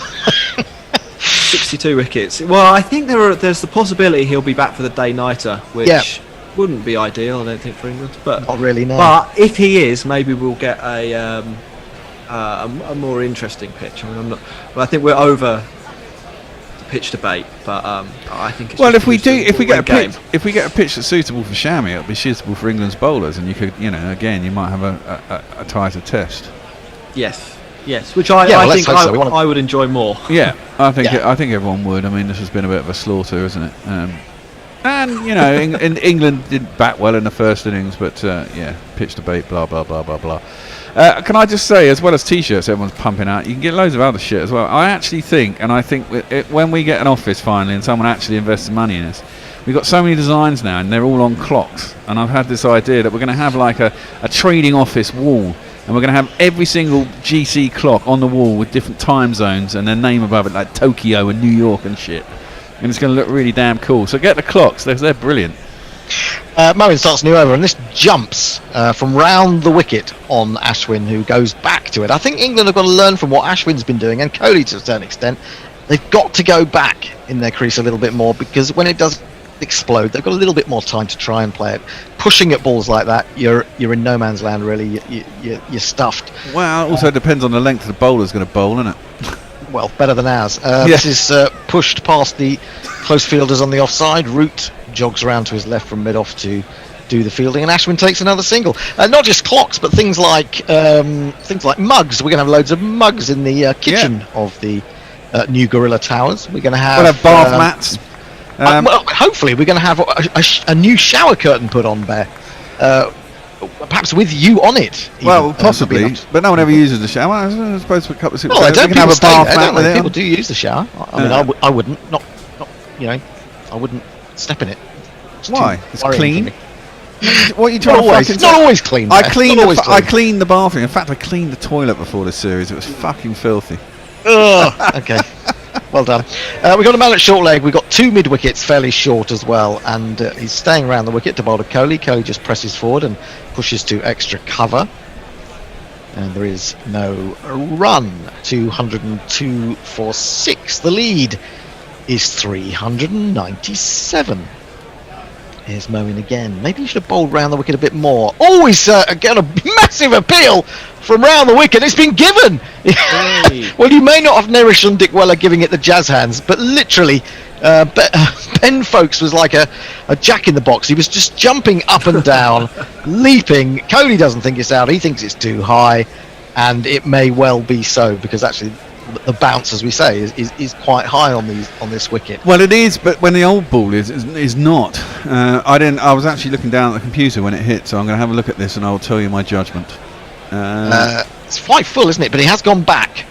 Oh, that's going over. That's going over. No, I don't know if it is. I mean, it's above the knee roll. That's going well over. I think it might clip a bail. Well, I think it might clip a bail. He's very deep in his crease. Yeah.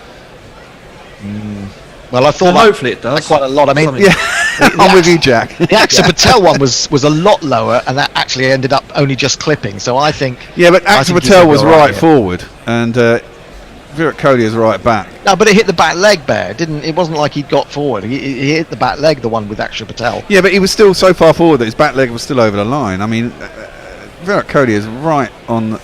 It's not hit his bat, is it? Oh, I don't know. Is there a little tiny little edge there? Oh, I think that's just noise. Yeah, I never quite. That's the difficult thing to. No, that is noise. That's not a clip of the bat.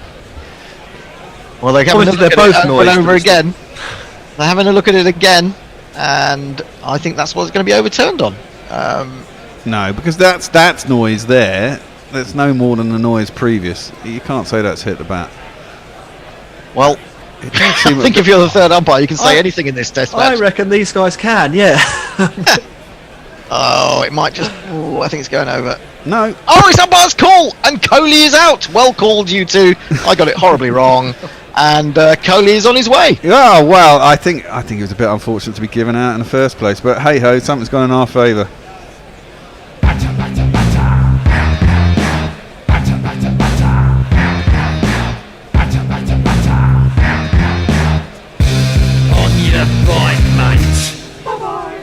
I think the umpire gave that out just because he was standing in front of the stumps. I don't think he really took notice of the height, because he probably wouldn't have given it out if he had thought about it. And maybe he was a bit pissed off with Cody running across the wicket earlier, because he gave him a mouthful back, and he thought, well, sod you, Cody. I'm going to give you up.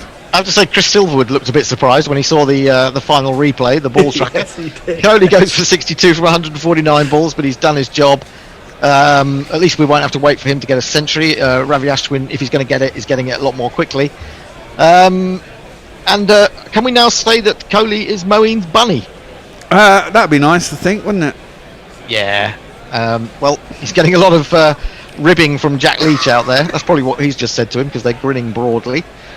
And the score is 202 for 7. So when do we expect England to bat? Shortly after tea, I would think. Kuldeep Yadav has come to the crease. He's got a jingle that goes a little bit like this. I thought that Kuldeep was science fiction until I saw him today. Now that Yadav is my addiction, I've thrown all that Virat junk away.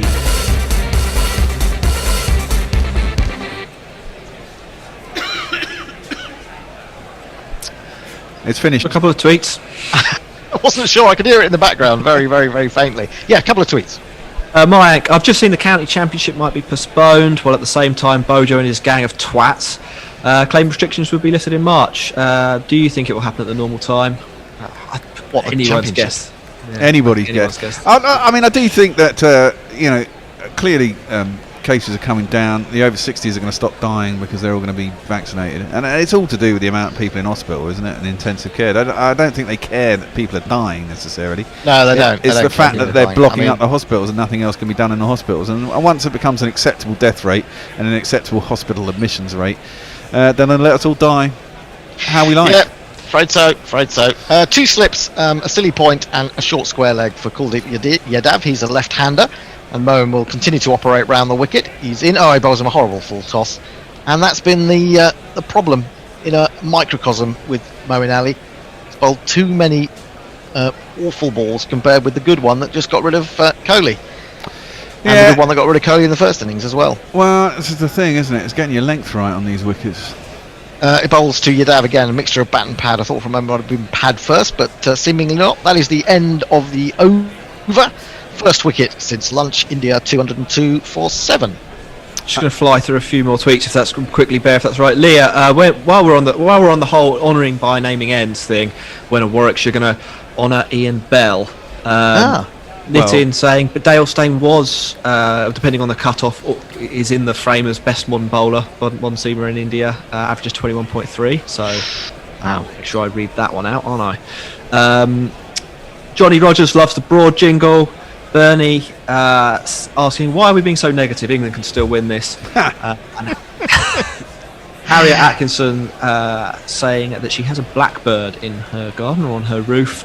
Not a kookaburra, but nonetheless good. I used to have a blackbird that came to my garden all last summer, and the wife used to get really annoyed because I used to love watching it. It used to hop around the garden, tilting its head, listening for worms, and then it would just dig in the garden.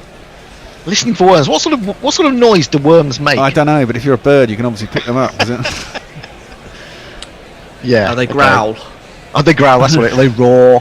What else do they do? Ashwin has 56. He's going to face up to Stuart Broad, continuing. Hopefully, I mean, he's bowled well. I wouldn't take him off yet. He's doing a good job of shoring up one end with that beautiful headband. He's got a man deep at cover. He's got a long leg. He's got a short mid-off, short extra cover. He's in. He bowls to Ashwin. It's perfectly straight, perfectly full, perfectly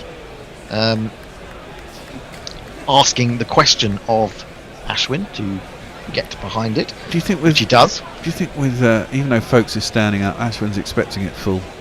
put a little bit of extra effort in and dig one in?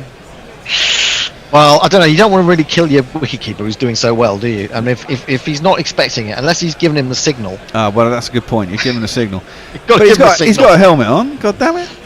Yeah, but even so, you can take it in the chest or something, can't you? Here's Broad again. It's full once more, defended back to him. And you wonder whether maybe this would have been the way to go.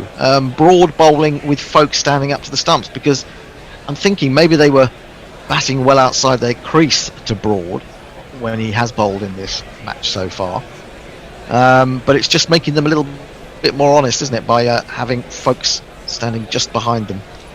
I never really liked it as a batsman when he had someone standing up to a medium pacer or a quicker bowler. No, because you did like to sort of give yourself a few inches standing outside the crease. Here is Broad again. Oh, now is that another one that's gone down? I think it is. Folks parried it. He gets applause from Broad, but I'm not entirely sure why, because that's the second he's dropped and the third drop of Ashwin by England, who's getting all his lives at once, it would appear. He won't be able to get a run in the rest of the series. Oh, it's a thick one, and he's got the gloves in the right place, but it's just rebounded out of them, hasn't it? Well, that is the problem when you're standing up. Even I mean, that's the kind of deflection that when you're standing up to a quicker bowler, it's just too much, really, to move the hands that much. It needs to be a little bit thinner, and then it just sits in the pouch. Well, it's not Broad's lucky day. He's had 3 catches dropped now, and he finds the edge again. That's just insult to injury, because it's gone fine of Rory Burns at short third man, and it's run away for 4. It's Nissan She. It's Nissan She. And if Broad was not an angry man before, he certainly will be after that. Ashwin goes to 60 off 85 deliveries, but he's had 3 chances at the hands of Stuart Broad, who's still waiting for a wicket. And there you go. That's cricket. We're going to have a change at the end of this over. We are indeed. Cat's joining us again, and Gary's coming back. So we end the session as we started it. Perfect symmetry. Indeed. It's just a slightly different formation. Absolutely. Here is Broad into Ashwin. Ashwin opens the face, dabs this into the offside. There's masses of space there. It's Moeen, I think, back on the backward point boundary. They take a single. He goes to 61, 207 for 7. And of course, for all you fans of Not Fred, he'll be in for the final session, opening up after tea. So tell all your friends, because he's one of our most popular broadcasters. Ashwin 61 of 86. Yadav comes down to bat. He's no great shakes with the bat. He's Kuldeep Yadav. So England would hope to get through him fairly quickly. Half an hour then, or just under half an hour now to go to tea. Can England finish off this Indian innings in the intervening half hour? They would like to have tea and time to get ready for their second innings. This is turned away by Kuldeep down to long leg, and they come through for 1. 208 for 7. Stuart Broad not overexerting himself. Fastest ball this session has been 134. That is in fact the end of the over. 208 for 7. Time for a bit of Bear, Gary and Cat, and I'll see you later. Hello again, Cat. Hello, Gary. Hey there. We finally got a wicket, Cat. Way, and it was Kohli, which means they might declare it early. I know, indeed. We never found out, what do you do for a living? I work in hospital management, but today I was spending my time going through ISO certification meetings. So if anyone's been through them before, they know they can be a little tedious at times. Yes, I can imagine. Meetings are generally tedious. Any type of meeting. People talk. I remember meetings. Back in the day. Right, Moeen's going to continue. He's running around the wicket to Kuldeep, and who just props forwards and defends it. The short leg. There's a sitting mid off. There's a short leg. There's a slip. There's no one on a leg slip. Kuldeep already doing better than he did in the first innings. Out for a duck this time. He's got a 1, right? He's got a At 1. least. Yeah. Well, let's hope he doesn't get too many more. Moeen bowls, and seems to be giving it a little bit of air and slowing it down for Kuldeep. because he just props forward and there's no run. Do you think England will learn from this and have a few more players around the bat? Well, possibly. They've got 2 slips in. The second slip is very close. As that's just dropped into the ground and there is no run. I mean, I suppose it's right, the ball's going away from the bat of Kuldeep.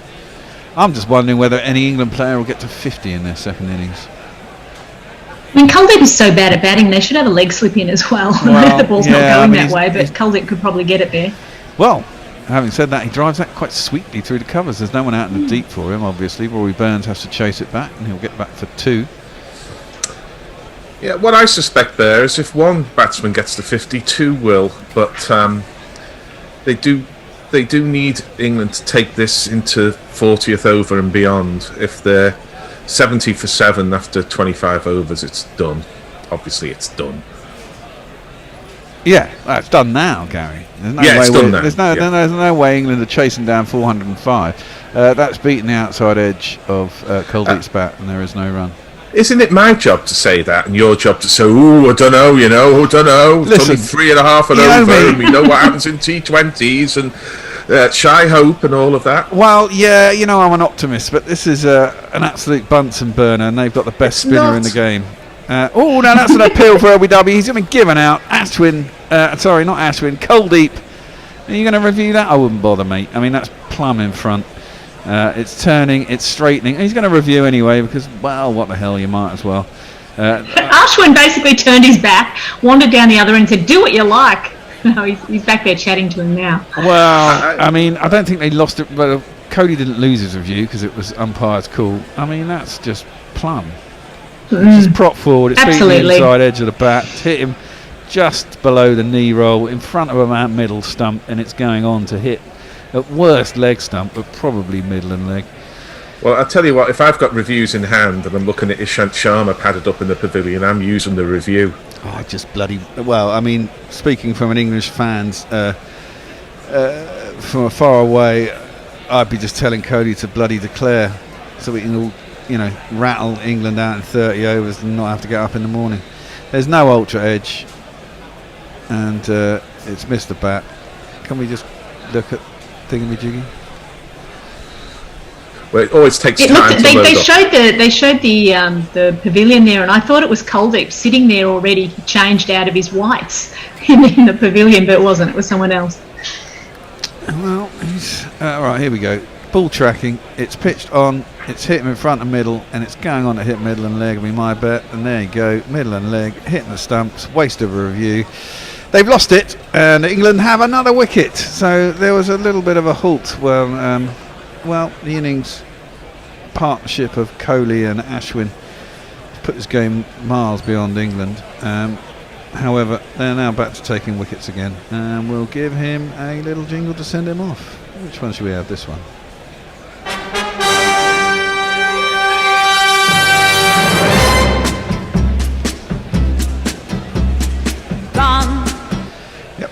Shall we catch up with some tweets? Yes, come on, Gary. Hombre Nuovo says, does Hawkeye take into account the condition of a ball, or is that a generic ball bounce algorithm? Well, I can answer that because I remember reading in the Cricketer some 20 years ago when this technology was introduced, saying that they've run literally thousands of tests with, I think, a kind of paper batsman or a paper in front of the wicket, and then the ball would go through the paper and they track it on its trajectory after it had bounced, and then obviously after it had gone through the paper and gone onto the wicket. So I think it may not have been paper, but it was thousands upon thousands of different deliveries with different trajectories went into that algorithm. So I don't think it takes account of the condition of the ball, but it does take account of the trajectories. Message Jazz says God has spoken by quoting Adam Gilchrist, who says, geez, how brilliant is Ben Folkes? Not brilliant enough to take that tough chance, though, we have to say. Nestle Boy is angling for a job as a facilities manager. Knuckle says, Joss Butler is a decent keeper and kept very well in Sri Lanka and in the first test of this series. But Ben Folkes, Madon, it's beautiful to watch. True, and Jesse Alderson chimes in with that, saying it's brilliant. You kind of forget what it's like to watch a proper keeper these days with so much weight on the batting. Pant is a prime example. Dr. Dan Diaper sends us a sketch, rather a good one, so I'll retweet that, and I'm sure it'll be retweeted from the Gorilla Cricket account. And Stuart Broad's on the way in. Stuart Broad is on the way in, and he's bowling to Ashwin, who doesn't take a single. Doesn't want Ishant on strike, clearly. As it goes down to third man, we're going to give Ishant... I'll give him a jingle when he's facing my flat now. It's a good jingle, though. Yeah, Kuldeep, stone dead. Ishant Sharma came out to bat before Kuldeep Yadav last innings, and I think Patel and Akshar and Ashwin were reversed as well. So they've changed up the order a little bit for this second innings. Yeah, Pant came out before Rahane as well. That didn't work this innings. Well, at least we're all carrying a bat, not always the case for England. Yeah, defended by Ashwin off Broad, out to the offside, and there is no run. Bob Willis famously forgot his bat one time while going out to bat. Johnny Walker says, can someone explain the Ich-Ni Sanchi jingle? What's it got to do with boundaries, fours, or cricket? Well, I can, because it's Japanese for 1, 2, 3, 4. Ich-Ni Sanchi. There you go. You learn something every day with Gorilla. Oh, and that is also tweeted as a response. I think that's Knuckle on the Gorilla Cricket account there. And Holly Jolly Jessica says, I don't think I'll ever get Kuldeep is your love out of my head. Damn you at Cricket Bat Cat. So I think you're to blame for that one, Cat. It's the Gorilla jingle, though, isn't it? For Kuldeep. I think so. It used to be Pradeep, wasn't it? Yeah, it's Pradeep is your love. Yeah. But Kuldeep is Yadav is kind of a better imitation of the song lyrics. Well, Kuldeep is Yadav. And of course the Bee Gees are sort of semi-Australian, or perhaps 75% Australian. Could never quite work out whether they were from Manchester or Melbourne, but it was one or the other. Well, they were born in Australia, weren't they? And they just I think they were born in Manchester. I can't remember if they were going to or from, but I know that when my mum and dad were newly married, they were on a boat with the Bee Gees, and they said they used to trip over them. One of the Gibbs would be on the steps with their guitar, and people used to trip over them all over the boat. No doubt hair billowing in the breeze. Wow, now that is an amazing shot. Ashwin has gone right across his stumps, and I think he's dabbed that over. No, it must have hit him on the pad. I thought he'd actually got bat on that. He's tried the old ramp shot over the keeper. It was coming into him, and he gone right across his stumps. It must have come off his pad, and it's gone past folks, and down to the boundary for 4 runs. He doesn't really trust Ishant to face a ball here. It's close to being bowled. And it wasn't even it wasn't leg buys really. It was fascinated, buys. Kat. Were your parents what they called 10 bob tourists, or the? Oh yes, my dad. 10 bob poms. Dad was a 10-pound pom. So he's from Yorkshire. He's from Middlesbrough actually, and I go regularly to Middlesbrough, and I love Yorkshire. That's my cricket club. Well, I tell you what, you could listen to Test Match Special all day, every day before someone says I go regularly to Middlesbrough. Yeah, well, that's true. Indeed, you could. Defended by Ashwin, and there is no wrong. I was nearly a 10-pound pom, but my mum refused to go. You were nearly a 10-pound pom there. You were nearly a koala. I was nearly a koala, exactly. My mum. Well, I think my dad was really up for it, and my mum was kind of up for it. And then right at the last minute, she bottled it, and then we ended up staying here. And I spent my life in Watford. Yeah, Melbourne, Sydney, Watford. I think I'd have preferred Melbourne or Sydney to Watford, but there you go. Well, I can understand. My auntie remained in the north of England, but she's in Redcar, so she's found the seaside at least. Redcar. It's not particularly sunny in a little more salubrious than Middlesbrough, might you? So it's not much. Bondi, Redcar. Bondi, Redcar. Where are you going? I'd rather take Bondi. Indeed, yeah. Captain Cook, of course, also came from around those parts. Yeah, he rather set sail. Discovered Australia. Into the Pacific. Yeah, defended back up the track by Ashwin off Broad, and there is no run. I mean, I'm rather surprised that you're using the verb discovered there. I mean, there were people there. More came Indeed. upon Australia, I think, would be a more suitable verbal. But I know this is Yes. a controversial issue with Australia Day and everything. The verb is actually invaded, but Yes, Yeah, I was gonna say- trying not to be quite as. Yes. You know, people already think Australians are a bit too hard on the English, and so I'm trying to Yes. talk up this English cricket team. If you can do well in the fourth innings, you know that's going to scare India for the third test. Well, I'm not sure. Defended out square on the offside, and there's no run. But it will be interesting. It'll be 1-1 with 2 to go.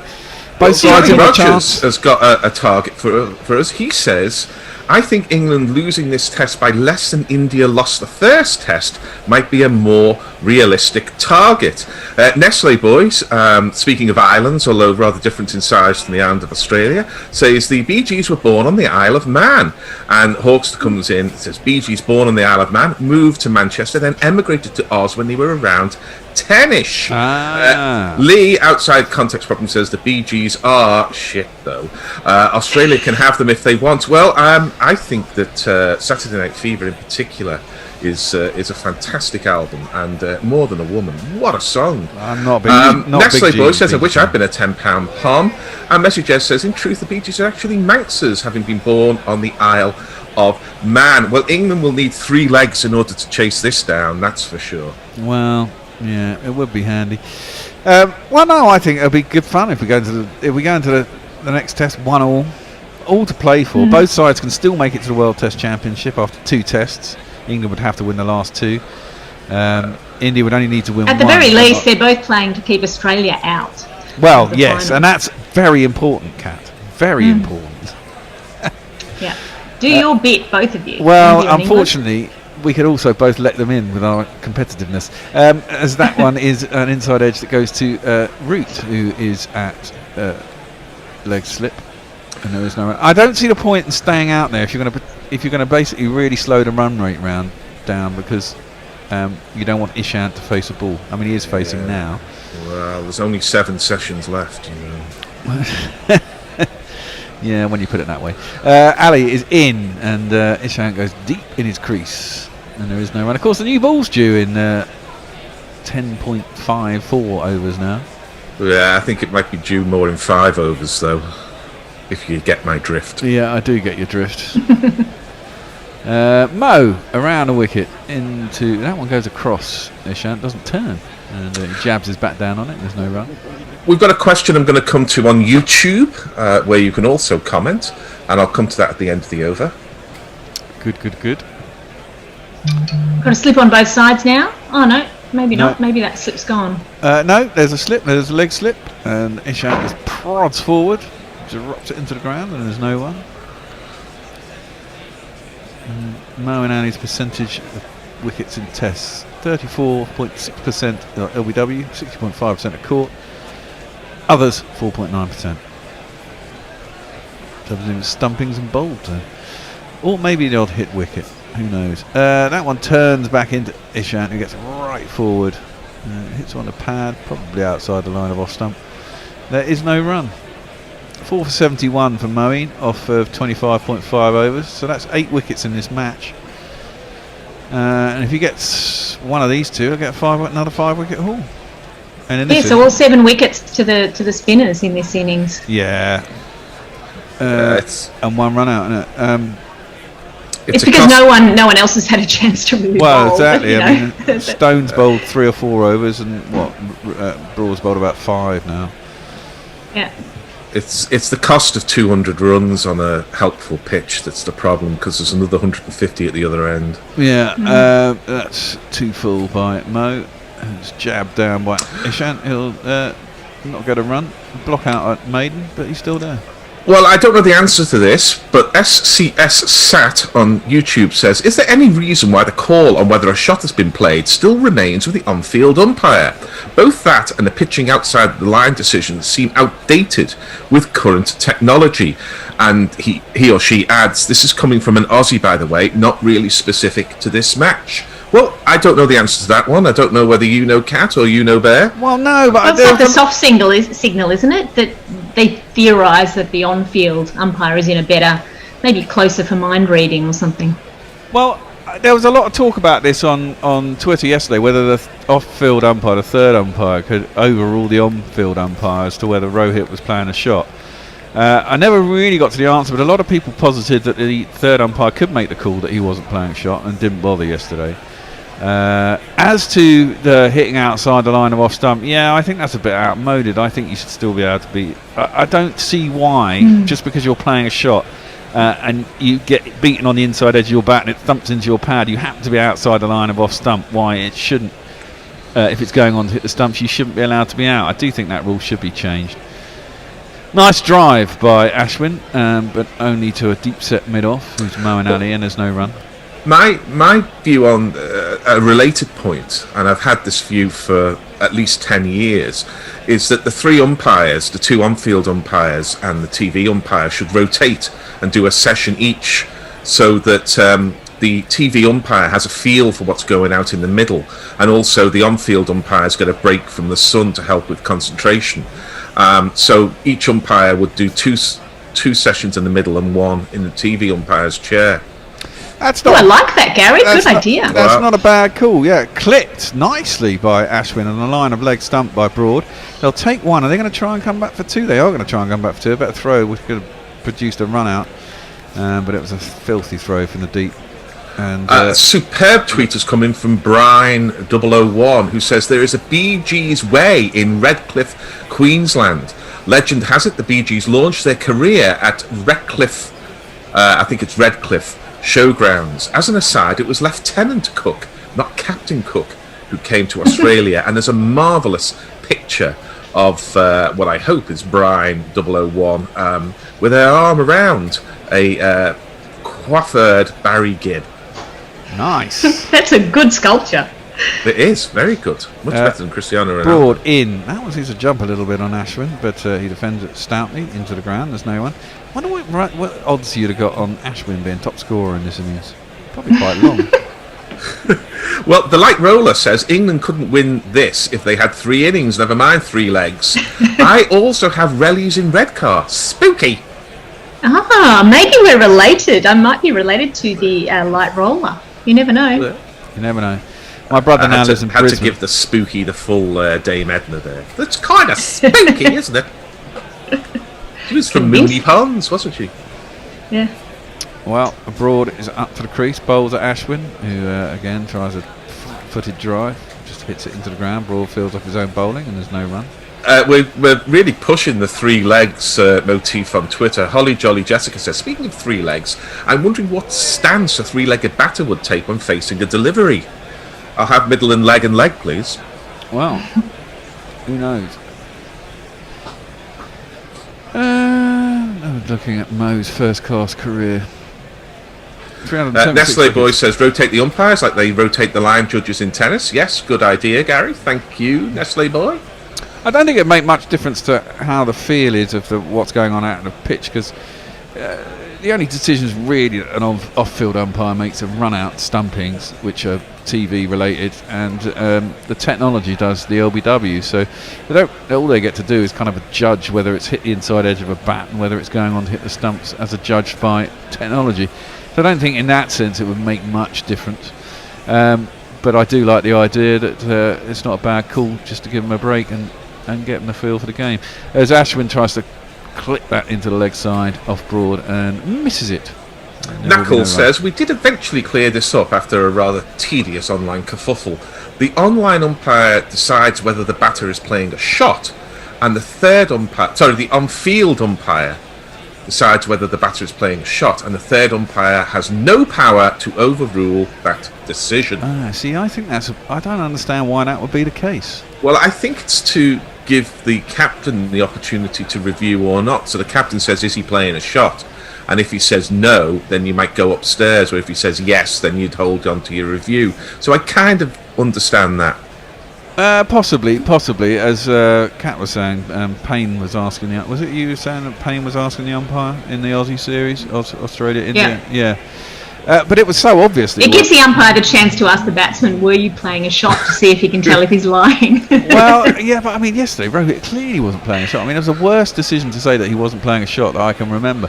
That is a really nice shot by Ashwin. He's just picked up Broad on the last over, driven him on the up, inside mid-on, all the way down to the boundary. I think that does make him top scorer for the innings, and he gets himself 4 runs.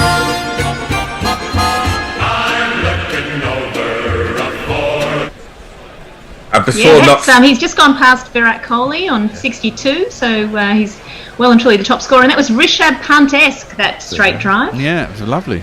Really It nice was, shot. and before Not Fred says it when he comes on the mic at the start of the next session, it's the value of a good number 8. Well, yes. Ashwin's not a bad number 8. Not on the subcontinent, he's not. No. He did all right in that final test in Brisbane as well, didn't he? Yeah, we're getting headlines here from Nitin Bajaj. So speaking of three-legged, the headline is One-Legged Man from Ames steals three-legged dog, which are the kind of headlines that sub-editors enjoy. Of course, there were sort of one-legged team playing against one-armed teams at Greenwich Hospital in Victorian times. That was a regular match that used to attract crowds and no doubt some dodgy betting on the boundary. No doubt. The light roller says, "Hello, possums." Ah, hello, light roller. Ishant props forward and gets his pad and goes down beyond leg slip. They decided not to take the single, which they probably should have done. I saw Dame Edna at New Wimbledon Theatre playing the part of the fairy godmother in a panto, and she descended from the gods on a zip line onto the stage. Oh, Tremendous stuff. Cool. Ex Machina. Defended by Ishant, back down the track, and a run. If you can find some of the old comic strips of Barry Mackenzie, a kind of a bit of a Les Patterson figure, they're very good. Probably politically incorrect these days. I do remember the first time I saw Les Patterson on television, and my grandfather was watching, and after about 5 minutes he said, "I think this fella's drunk." Yeah, well, Ishant goes right back in his crease and defends that back down the track, and there's no run. The Australian cultural attaché. Fantastic stuff. Australians consider those humorous characters, I think, as most people consider Mrs. Brown's boys. In Yeah, we that's part of the reason that we like them, actually. Probably. Attempted drive by Ishant, totally mistimes it, and it just bobbles back to Moeen, and of course, Barry Humphries himself was particularly cultured, very well read, very good writer on art and other matters. So the satire was very much a satire. It wasn't the man; it was the character. Yeah, he was really good when he was not in character. Fantastic. Yeah. Bit like Paul Hogan, who I saw in Crocodile Dundee 2 last night on the telly. That one turned sharply into the pads of Ishant. There's an appeal from folks, but I think it was probably too high. Paul Hogan's sidekick, his dumb sidekick in the Paul Hogan show in the 70s, was an instrumental figure in World Series cricket. So Paul Hogan, or I can't remember the man's name, unfortunately, I'm sure I'll be told by Twitter, plays quite an important role in the evolution of 20th century cricket. Yeah. I always remember the Paul Hogan show. It used to be on Channel 4 when it first came on, didn't it? That's driven out to the offside and there's no run. And I presume that what he was actually wearing was an Australian, an Aussie rules football top, but it basically was the colours of Argentina. It looked like the Argentina football top. And I always wondered why. And a nasty pair of shorts, I think. Yeah, and a nasty pair of shorts. But I always wondered why he was wearing an Argentina footy top. But then I realised it was probably Collingwood or whoever else. Maybe, I can't remember. It might have been the Sydney Swans at that time was South Melbourne. So maybe that's what he was wearing. I cannot remember. There must be someone from Australia who knows what Paul Hogan was wearing. I was too little to remember. Yeah. Anyway, that was lovely field placings there from England. We had the bat pad, the silly point, and a slip on either side. It's kind of a star field, isn't it, when you add folks into the mix? Yep. You've got to have it, really. If you're bowling to Ishant, he's not making any effort to actually score a run. Well, he can hit a 6, though. Come on, Ishant. Well, he can hit a long handle. He's a tall lad and he's got long levers. Ashwin is going to continue and Broad is going to continue. What have we got? And Ashwin wants his century here. Is Ishant going to stick around? Well, this will I be doubt it. the last over before tea. This half an hour's whizzed past, guys. And this should be the last over before tea. Yeah, we'll come to your tweets at the end of the session, but Puzzle Cat on YouTube says, I'm an old school sofa person. Do you still talk to Dan? Oh, yeah. Well, I do. I do, yeah.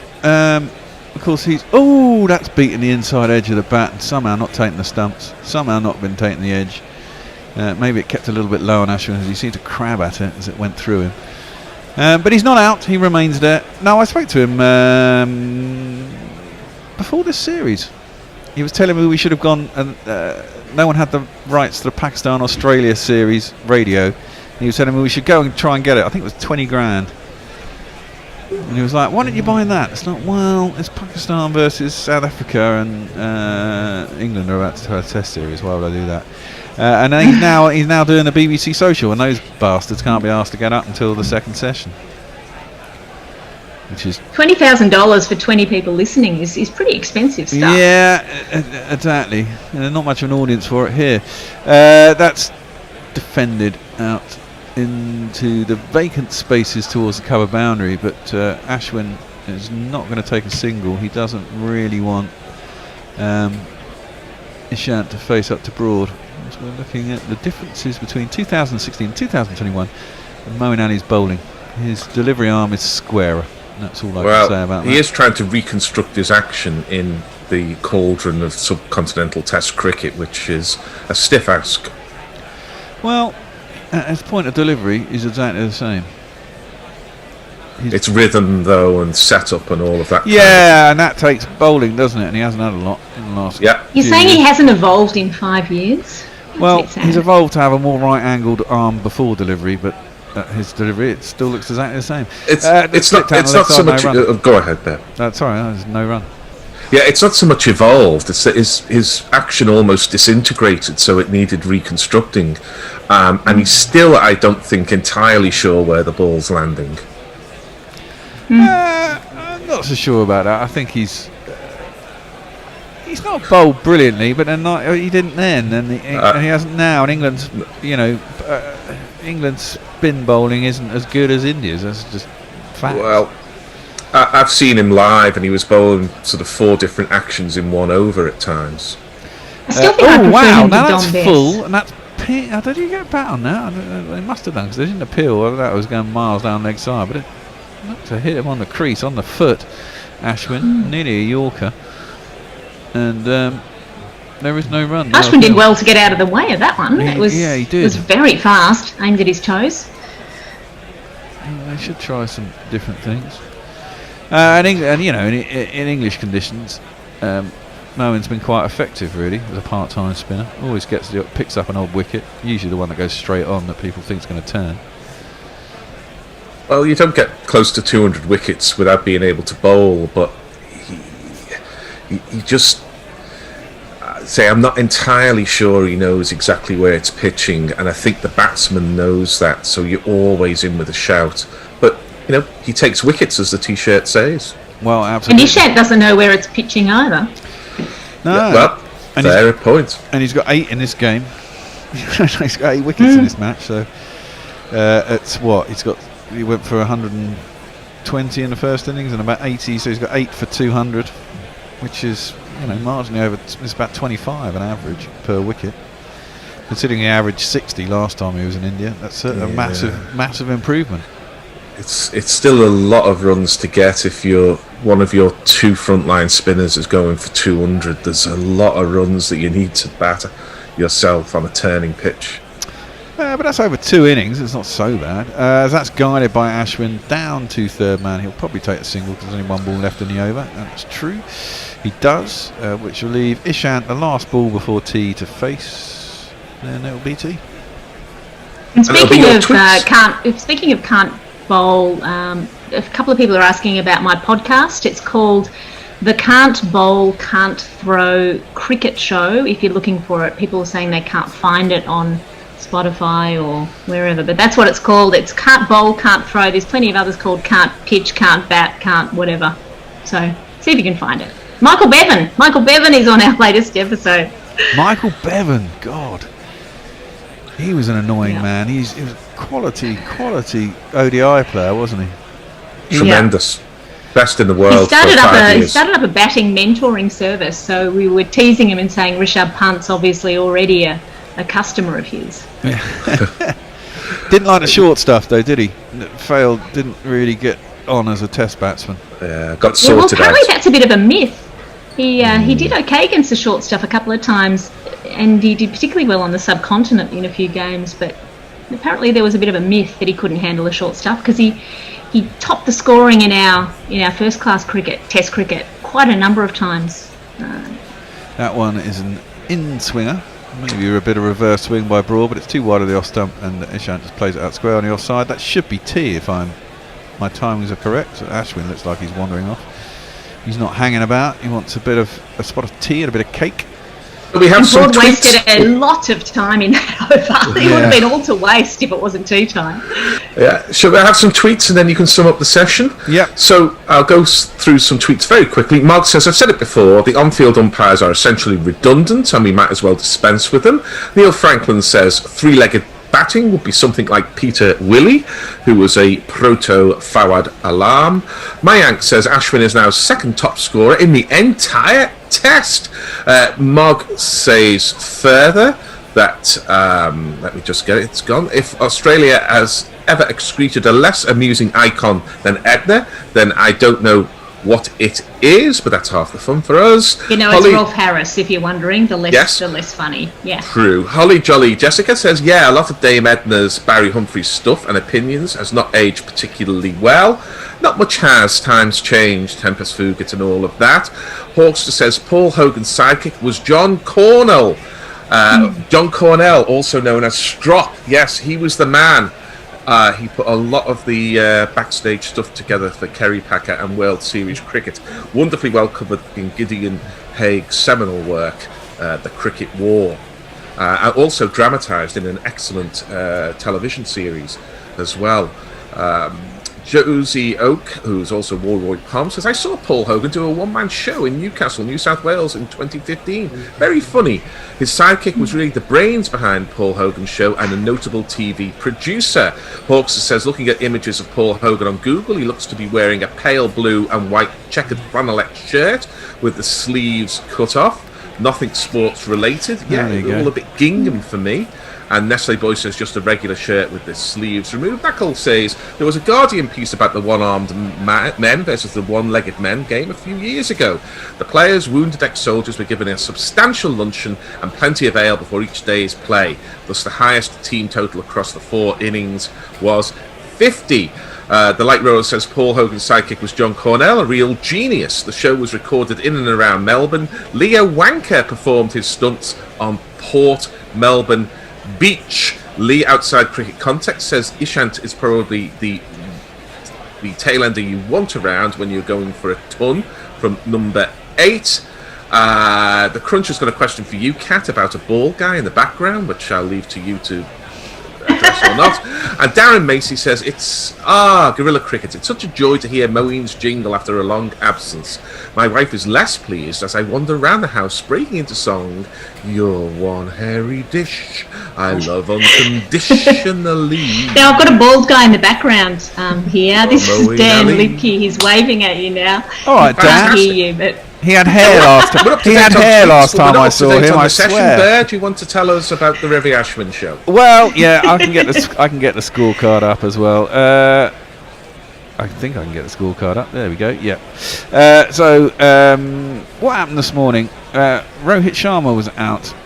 Stumped Folkes, bowled Leach. He was the first wicket to go for 26. Pujara went before him. He had a weird run out. He clipped it to Pope, who threw it back to Folkes. And then, as he's trying to run his batting, he dropped it, and he's had to try and get his foot and his hand over the line. He didn't manage, and Folkes took the bails off. So he was the first to go, followed by Rohit for 26. Pujara was out. I'll just quickly interrupt with a tweet here from Adam Gilchrist, who says, "Geez, how brilliant is Ben Folkes?" So even he's tweeting about Ben Foakes' keeping. Well, that's nice of him to say. Rishabh Pant came out ahead of Ajinkya Rahane and tried to go ballistic and missed one from Leach and got stumped by an absolute mile by Foakes. That was his second stumping after he'd stumped Rohit Sharma.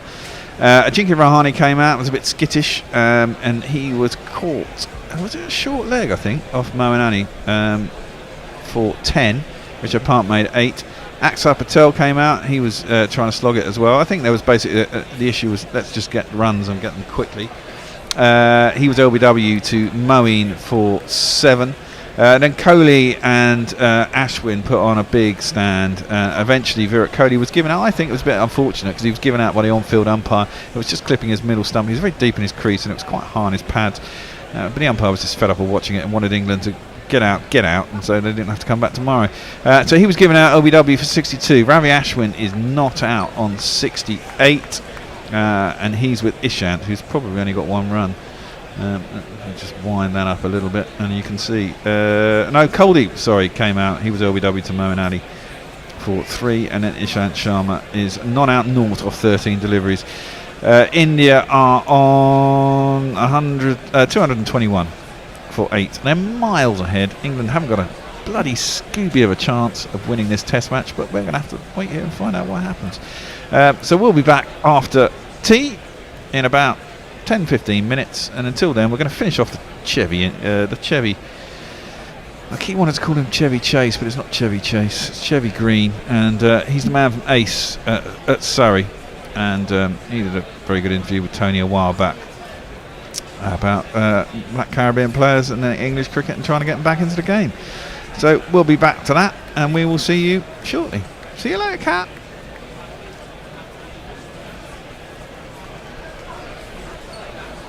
You brought to bear there in the context of the aspiration of supporting African Caribbean interest? Yeah, you know, it's the role models piece is a big thing. You know, it might seem small for some people, but it's actually quite big. If you're growing up as a young child, and even your parents, you know, the parents seeing this, if you're not seeing any people that look like you, sound like you, you know, move like you, just have the same experience as you, if you're not seeing that within a certain environment, you're not going to be attracted to it. So there's no surprise that the numbers have dropped massively in cricket, but you've seen now in football there's always examples of, you know, young players coming through and getting opportunities and playing for England, and you know stars of their club. So, you know, for young children growing up, they're going to see that, and they're going to be gravitated to that, and now you're seeing it more so in rugby as well. You know, there's many black players playing in rugby at the clubs, and for England too. So the awareness of that is huge, and I think for us, one of the things that we're trying to do for the program, which we've been quite good at so far, is getting that awareness out there, and you know coming on the Guerrilla Cricket and others, other media platforms helps with that, raising the awareness and just showing. You know, we film a lot of our sessions and we put it out there on our Instagram page and stuff.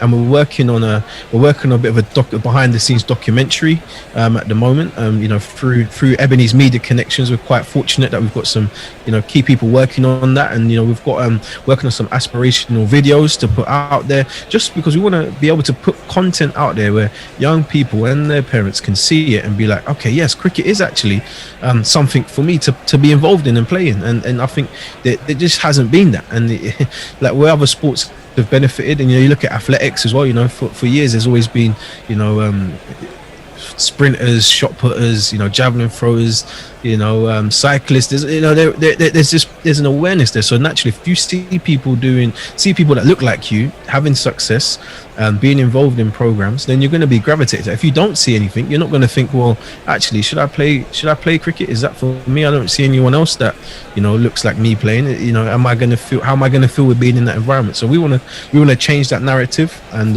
hopefully we can do that. And the role models help. And you know, going back to the point we said about the ambassadors and the patrons we've got, they help with that as well. You know, just their profiles, and like I said, we've got, you know, Jofra Archer and Chris Jordan, you know, and then Jofra Archer, you know, arguably one of the most spoken about names in cricket worldwide. Yeah. You know, so having that profile is huge for the program. And we feel by doing those kind of things we'll be able to attract new existing and players who maybe have stopped playing, thought they played for a bit, didn't feel it was for them, and hopefully we can get them back into playing as well.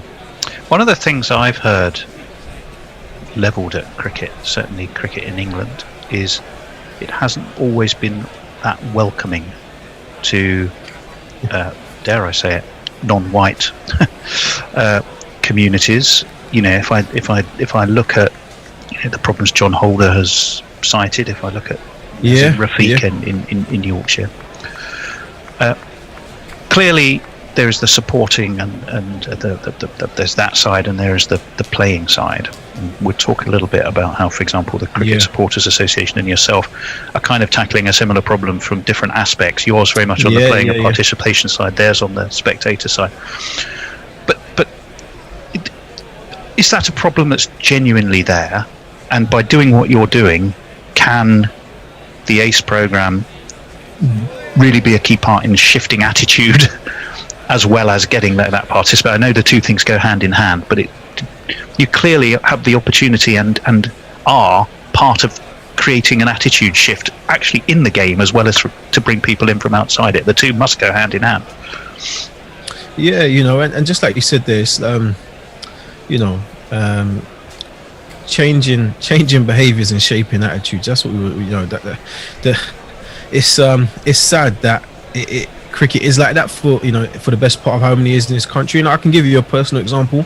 I remember I went to a few years ago. We had the national conference at Lords. Over 200 people in the room for one of their programs.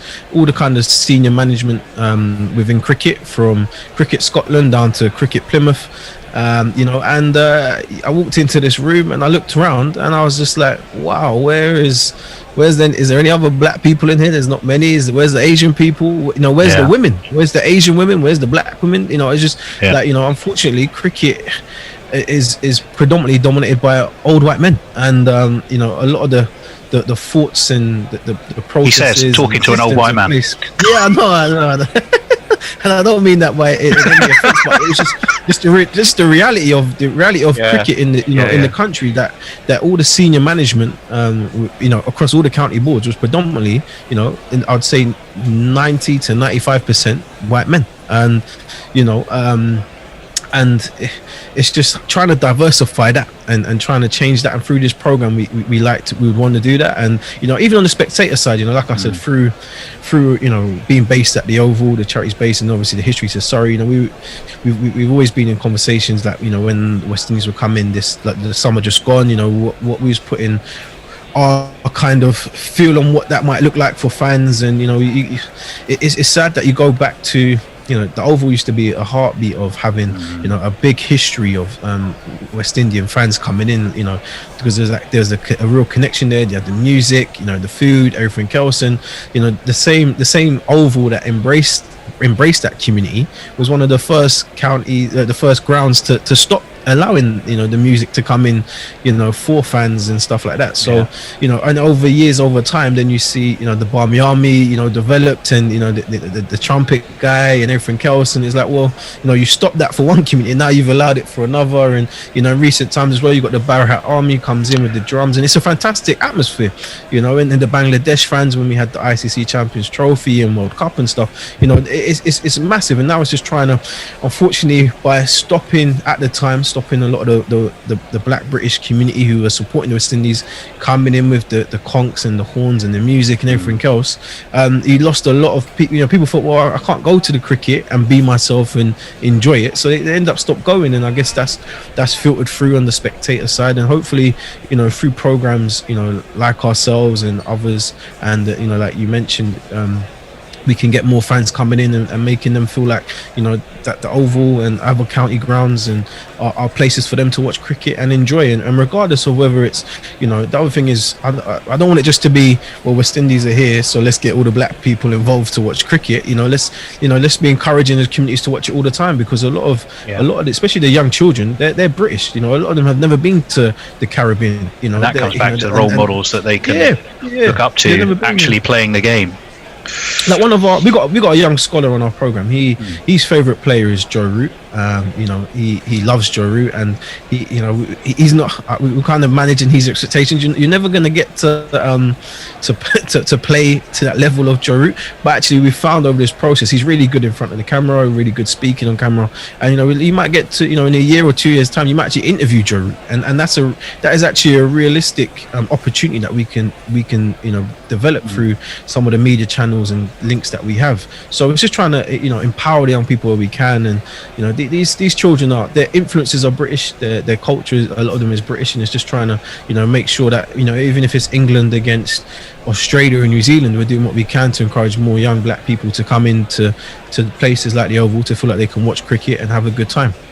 Well, let's just come on to, for a moment, if we may, a couple of things which probably aren't at the centre of the remit of what ACE does, but ACE must, I guess, ultimately somehow seek to impact. One is the cost of sport. Now, I'm not an economist, but I do know, having two sons who have played the game, one very much still does. Cricket bat can cost you up to £1,000. Not to mention all the kit, and if you play for a club, you've got, you know, the shirt sponsorship on the shirt and all kinds of stuff like that. So it's an expensive game to play. Something like 22% people living in challenged circumstances in the UK. I might venture that inner cities, and therefore some of the communities you're looking to attract, perhaps over-index where those challenges are.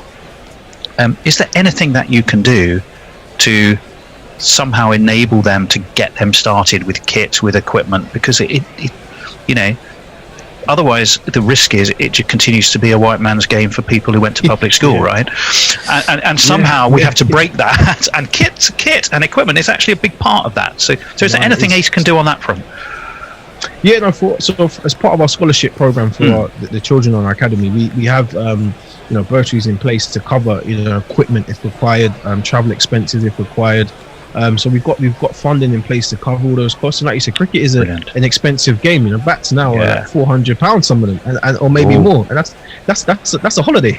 you know, you get two of them. There's your grand alone. You know, the helmet that can cost up to nearly £100, and you know the boots and the pads and the gloves. You know, it's very, very expensive sport. So we do have funding in place to mitigate against those costs, and you know that will be an ongoing thing. And you know, some players need more assistance than others, and some don't. But it's also just creating a safe space for parents and players to feel like they can ask us for support financially if they do need it, because some people are proud and they don't want to see that they're asking for help or a handout here or there. But we do have the funding in place to support that if players do require any additional support. So we've got funding in place for equipment and travel, etc., and anything really that if they can't really afford that they need.